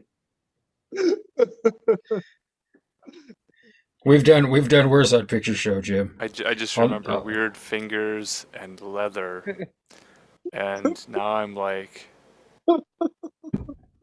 what was that about? Okay. We'll continue then. Leather gloves? Did fingers go in leather gloves? I don't remember that part. I don't know.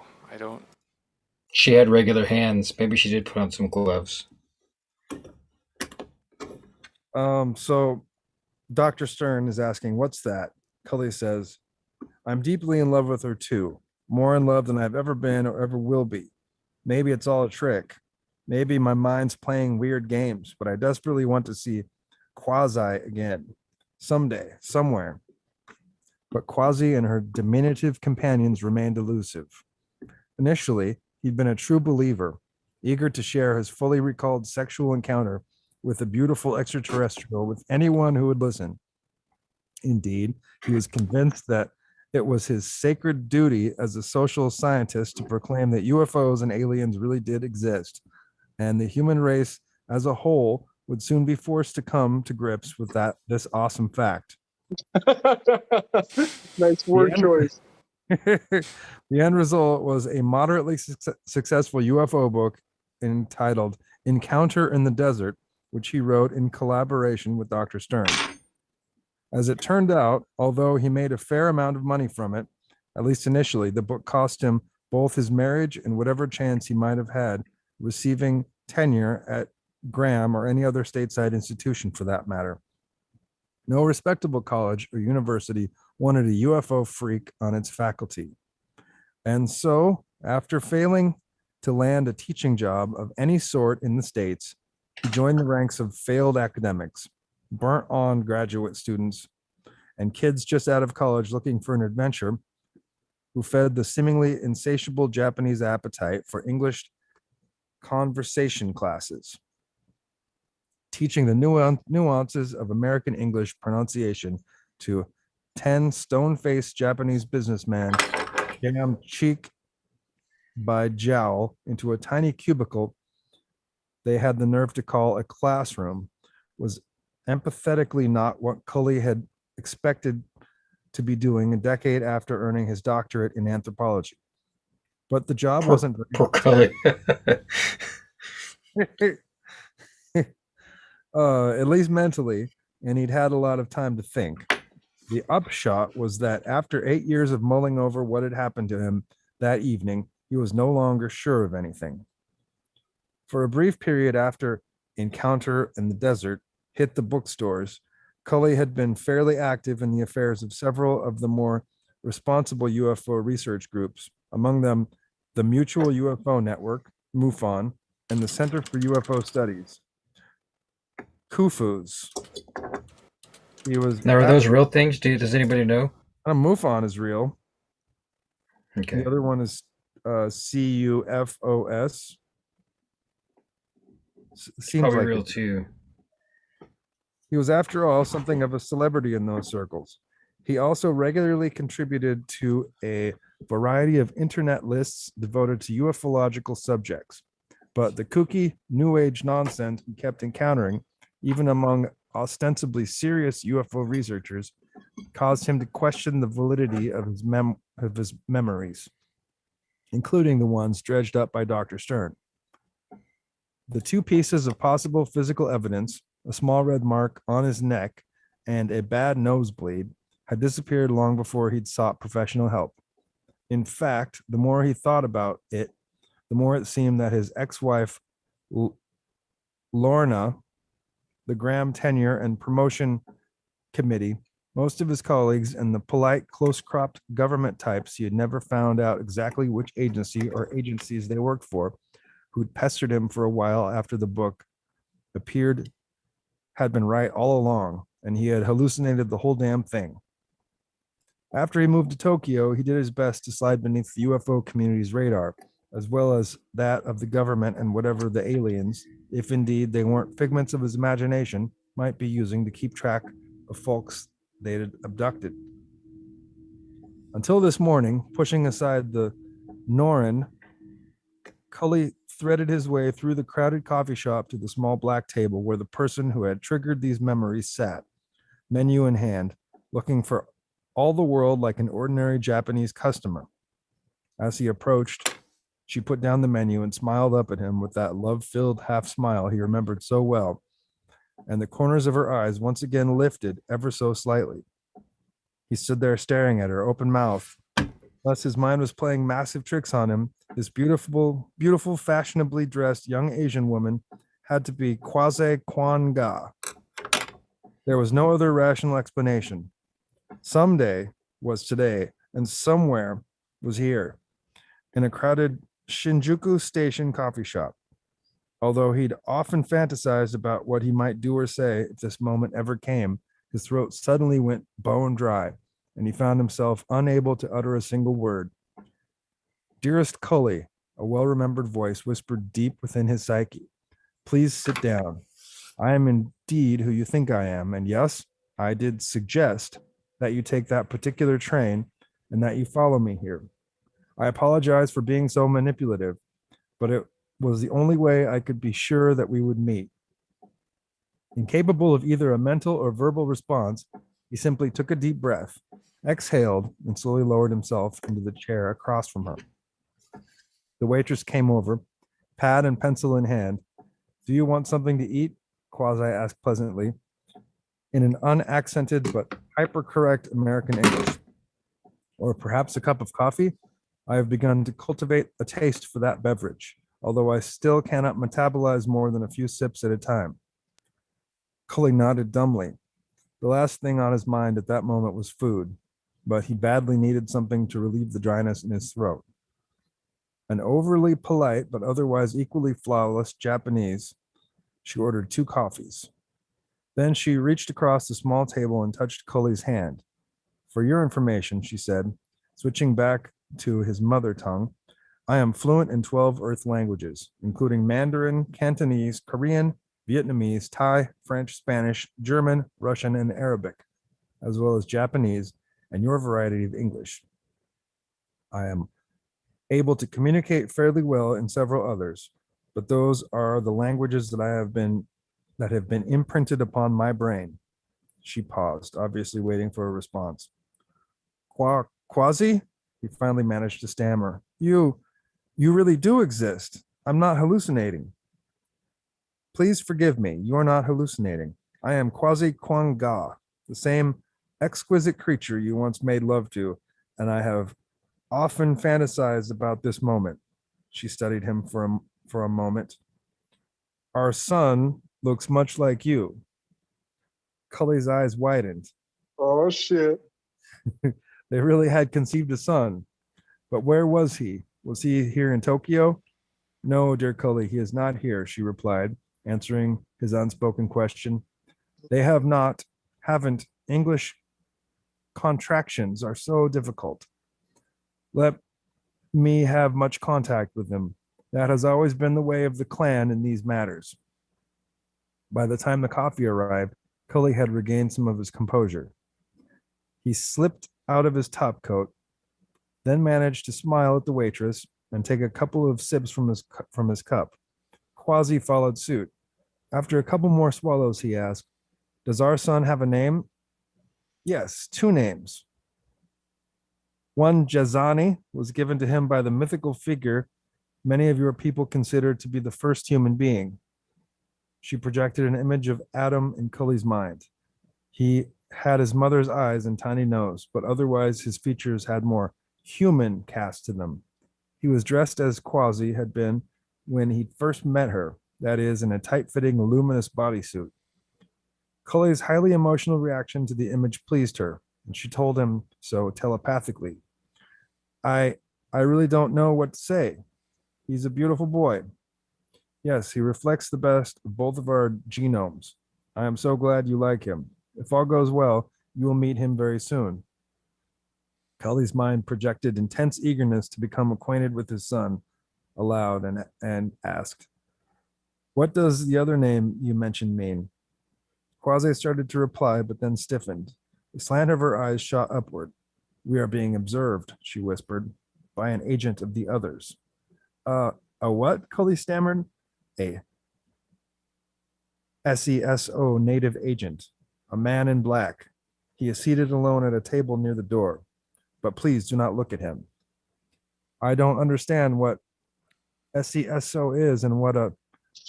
Quasi silenced him with a firm but gentle telepathic command. Her lips formed themselves into a frown. "There is no time for me to explain. We must leave here immediately." Thoroughly confused, Cully gulped down the rest of his coffee and rose swiftly to his feet. "One more thing," she said, giving him a small kiss on the cheek. "Please, until I have reprogrammed your implant, you must make your mind as blank as possible, at least when it comes to thinking about me or Adam. It is very important. And do not be surprised by what happens when we leave this place." Following her instructions as best he could, he waited while Quasi took care of the bill. Then, hand in hand, they left the coffee shop and merged with the crowd in the underground corridor. As they walked in silence toward one of the exits that led to street level, Cully noticed a tall, dark-suited Japanese man about 10 feet behind them. His thin, hollow-eyed face looked unfamiliar. Yes, of course. It was that odd-looking guy he'd bumped into shortly after he'd spotted Quasi. He followed them into the temporarily empty passageway. A moment later, Quasi whirled around, reached into her purse, withdrew a device that looked vaguely like a TV remote control without any visible buttons, and aimed it at him. The man in black immediately crumpled to the floor. "He is not seriously hurt," her mind whispered, in what Cully later realized was less than a tenth of the time it would have taken her to convey the same information verbally, "and will eventually regain consciousness, so we must hurry. Please remember, your mind must remain thought-free. It is vitally necessary. My own people may also be monitoring us." Doing his best to suppress his thoughts about Quasi and what he had just seen her do, a well-nigh impossible task. Cully quickly followed her up a flight of steps, barely avoiding a young couple heading in the opposite direction and onto the congested sidewalk. He noticed that their feet barely touched the pavement and that he had hardly felt the icy late November wind that knifed across the station plaza, causing others to muffle up. He also saw that she still held what he'd begun to think of as her magic wand. In any case, by the time a crowd had gathered around the unconscious figure at the base of the exit staircase, she'd already flagged down a taxi. I promise to explain as much as I can as soon as it is safe to do so, Quasi said as the automatic door opened and they settled onto the back seat. But for now, I must ensure that your mind stays blank for a while. Please forgive me. She aimed the magic wand discreetly at his midsection. Almost immediately, Cully felt himself drifting off and was unable to make out the address she gave the driver. His eyes closed and he sank back against the seat, barely able to move. Turning his head weakly to one side, he realized that they had turned onto Mijidori and were headed in the general direction of Harajuku, the trendiest and most youth-oriented section of the city. That's an appropriate place for an alien to live. I wonder if she's ever been shopping on Takashita Dori or watched the kids dance in the Yogi Park on a Sunday afternoon. He also realized dimly that he left his top coat back in the coffee shop and wondered if he'd ever see it again. Hope it's not too chilly where we're going. But before these thoughts could fully crystallize, a thick black fog swirled across his consciousness.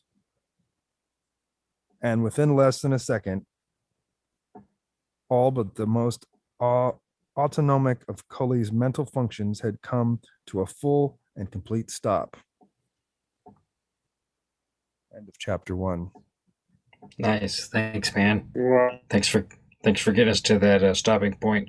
I haven't thought about that for a while, Jim. You still have stopping points? Yeah, sometimes. Stopping point. Turning point, stopping point.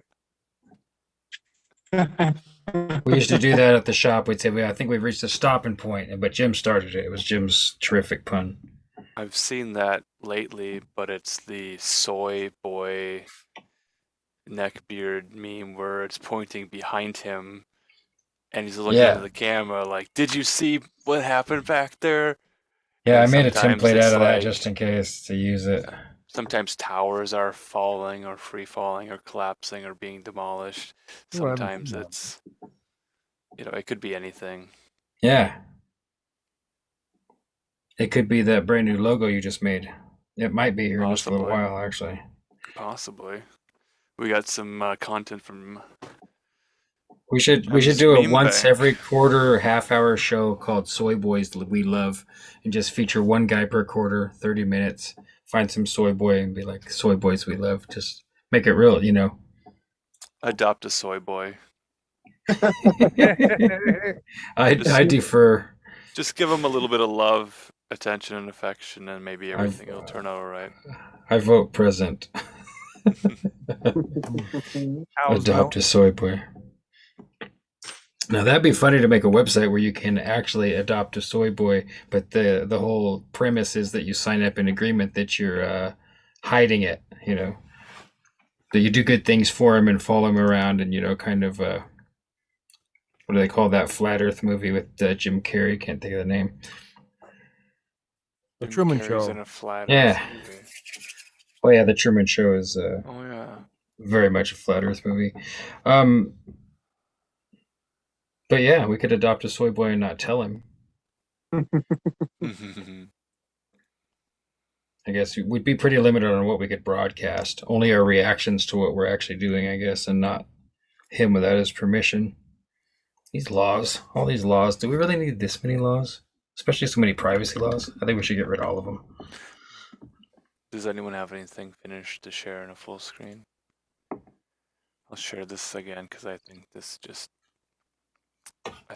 probably my favorite thing I made. Yeah, jazz couple. Yeah, that's so good. I like as that soon as I wizard saw one, too. That wizard gif was pretty cool. Oh, yeah, I you made can some good gifts. I can share that one again too. That was from. Let me get this correct. I'll show it and then I'll tell you about it. It's not my wizard art, but I made a GIF out of the art.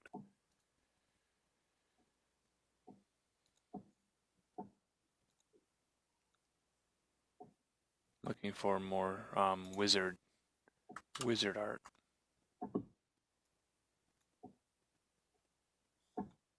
And I did give a warning earlier saying that strobe effects might might not be something that everyone wants to see.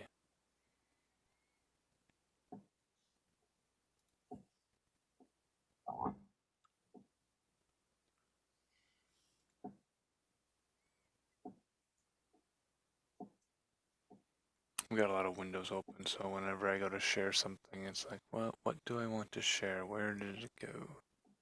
So while you're doing that, this is the first thing I did. Oh, I guess I got to make it full screen somehow, huh? Jim can make it full screen for you. If you show it in your window that your face is in.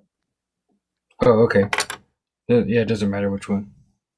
But yeah, this is Oh, so I don't remember when I put the first color on this piece of paper. Like I have this habit, Jim can attest, that I can't waste materials for some reason. So when I have like a little bit of leftover black paint, I smear it on a blank page so that it patinas it, and then I just grab that from out in my shop and just started doodling on top of it. And it's a technique I do over and over again, but I've never done it quite like this, so I'm pretty happy with it. You can see it's pretty big. Yeah. But I really am happy. I'm happy with the look of it. So That's cool. It reminds me of Christmas lights. yeah, good. Mm-hmm. That's good. I'll get in the Christmas spirit, and then of course a bunch more little faces. Nice. I'm gonna fire these all up. Oh, face stuck to my thumb. Now your cheek is damaged, my friend. Here's a little bead. Our WSW wizard here. I was looking at that orb meme that I was just seeing everywhere the last few days. Mm-hmm. Yeah, I saw that. I The saved wizard one with of the those. orb. And then I found this on... Someone was sharing wizards. This is Oil on Board, exhibited at Glasgow World Science Fiction Convention in 1995 by artist John Sullivan, who's a painter and a sculptor. So on his ArtStation website, I'll need to share that link. I put it in the Telegram, I'll put it in the YouTube chat. Yeah, that's He cool. shared his pencil rough draft with a color drawing that he'd made, and then the finalized oil on board. So it was 3 steps to reach the oil painting on a much larger board. And It's then very by sculptural. Yeah, by centering it on the wizard's eyeball, if you stare at the guy's eyeball, you'll see that that is what is centered. So by staring into his eyeball, everything else kind of flickers like candlelight. Yes. And then I used this Stranger Things font to put it at the top. That's Yeah, I think it exactly looks what great. I thought. Yeah, it looks great. Typeface. Yeah, I'm just looking at different typeface options and playing around to see kind of what looks best and what combination. Should bring up this guy's ArtStation page out of respect for this excellent artist. Yeah, it is beautiful. I hope he doesn't mind. Well, it brings attention to his art. It's like Frank Frazetta. You'd not know who Frank Frazetta is if it were not for all the The fact covers. that, that it got shared around everywhere. People decided to not throw away the TV guide and instead to save the cover and frame it or whatever, you know. The TV guide artist. No, that was just a random selection. Frank Frazetta is just the most famous fantasy illustrator that's ever lived, as far as I know. I think He's of made all the Boris Valentino. Vallejo. Vallejo. It's Boris Vallejo. Yeah.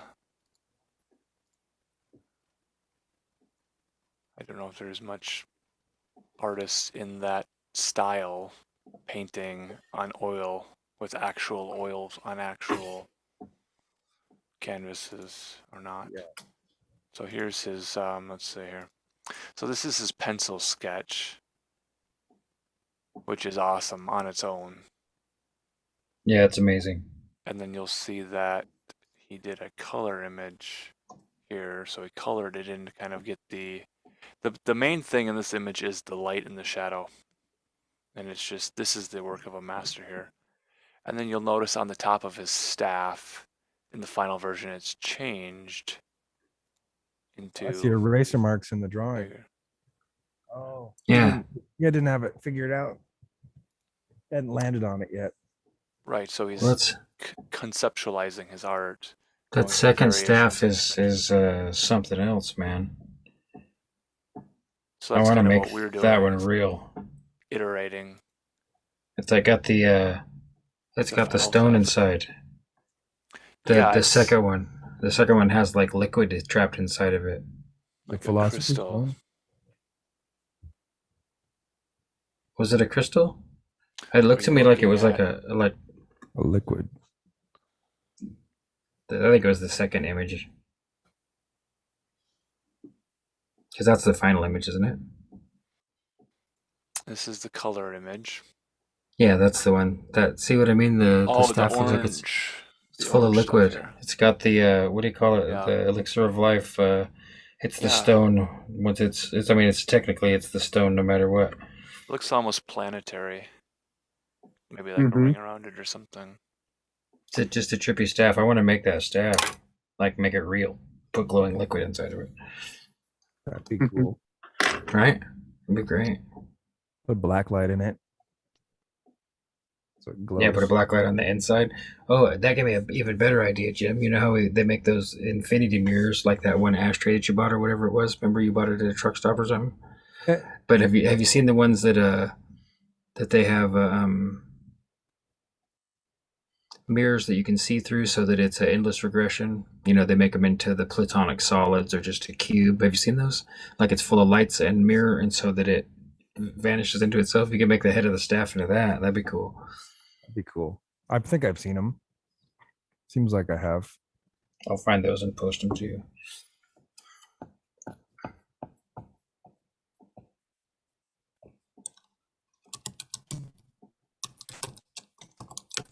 So I think I'm about ready to turn in, fellas. Yep, I'm just about there too. Thanks for joining.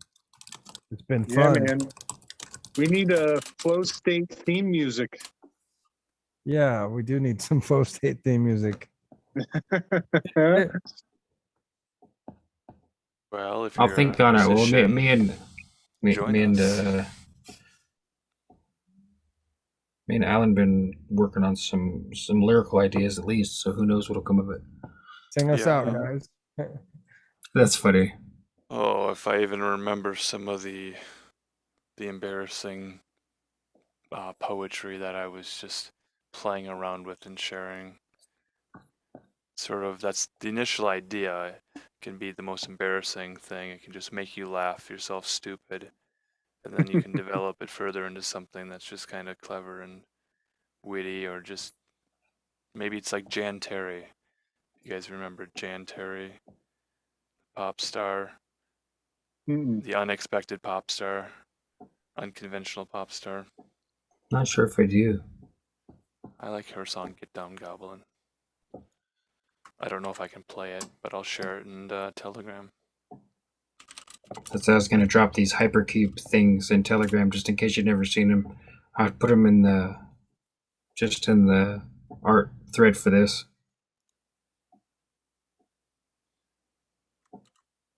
Oh, Thanks. there's a FlowState channel that I've not been even paying attention to. I've been putting my completed Wait. art in the chat. Yeah. Weaving Spiders Welcome. Sorry, we can archive a bunch of it over to you. We can just share it over to the other channel and vice Yeah. versa. But I'll go ahead and drop this trippy thing in the Weaving Spiders Welcome chat first, since I was already on it, and I'll drop it in the other one too here. Yeah, we're still live, so we'll fly this plane into the ground and see who Ooh. survives. Cool cubes. Oh, they have 3 mirror sides. I get it.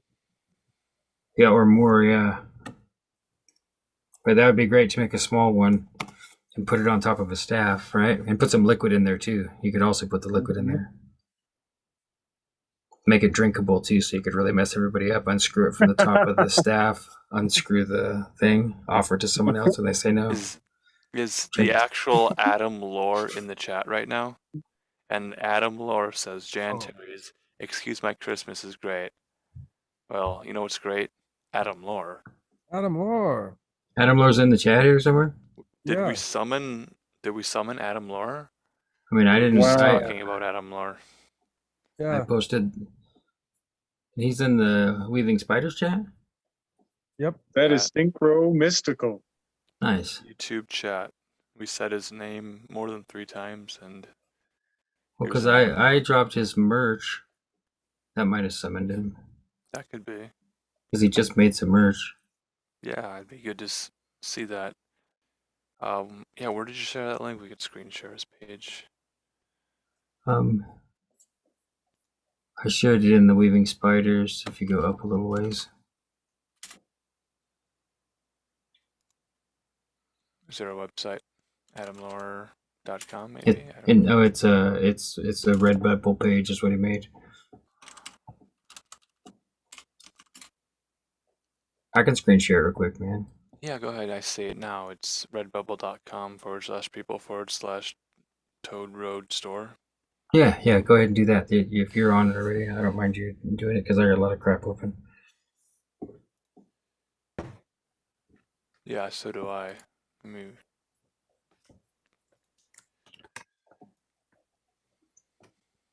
after the flow state, you just have to go and fall asleep with a mess and clean it up in the morning. As I was starting the process of putting some things away so that I could not have it be completely a mess. Oh, Jim, I found another face. This one fell out of nowhere. Nice. Like this one didn't end up with all the other ones. So that's wax, and it's completely cured up now, so it's pretty brittle probably. But oh, cool. There's Adam Lowe stuff. Faces of wax.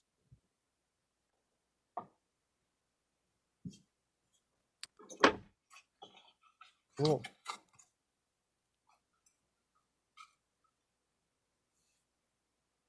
I haven't talked to him and asked him. I just know that he's in the process of trying to get one of the first comics that he ever drew in print, and he has like the process started, but it's floundering a little bit somehow with the company that he chose. And so he put up a bunch of merch and was just saying, "Hey, the other stuff's still on its way." So I look forward to being able to buy his comic books hard copy, and it'll be awesome. Because I've got original Adam Lore comic books from way back in the day, but they're super rare. I mean, they're great. They're all hand drawn and or made on the copy machine, but they're just amazing. Monkey. I'm not sure. I don't think he published Monkey. It's a different comic. He's written so many comic books. It's amazing. But like that guy there, I'm pretty sure that's Ted. No, that's Ted. There you go. Rain really is just clouds peeing. Yeah, that's Ted. Ted's only got one good foot and leg. Toad Road -store on redbubble.com. Yeah, the Toad Road store.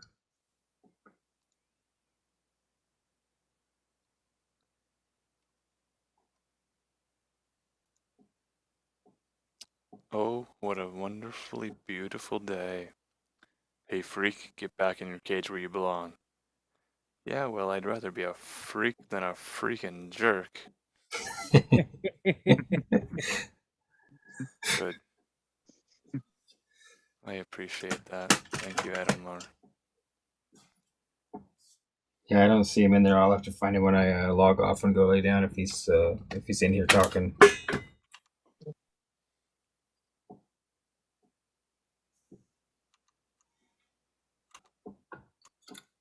Well, thanks for joining us, everybody. Yeah, man. Thanks for having us. Round Those 2 are in the great. books. Yeah, thanks, Jimmy. Them too. Yeah. Maybe you can read chapter 2 to us next week.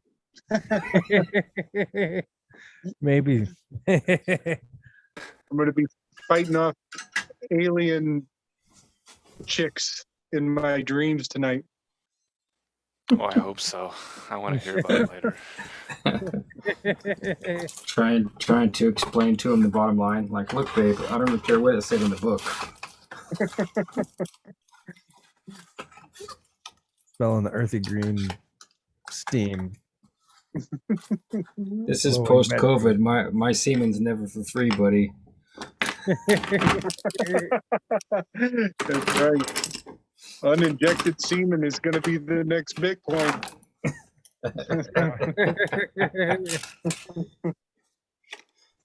Oh, I forgot a piece of that.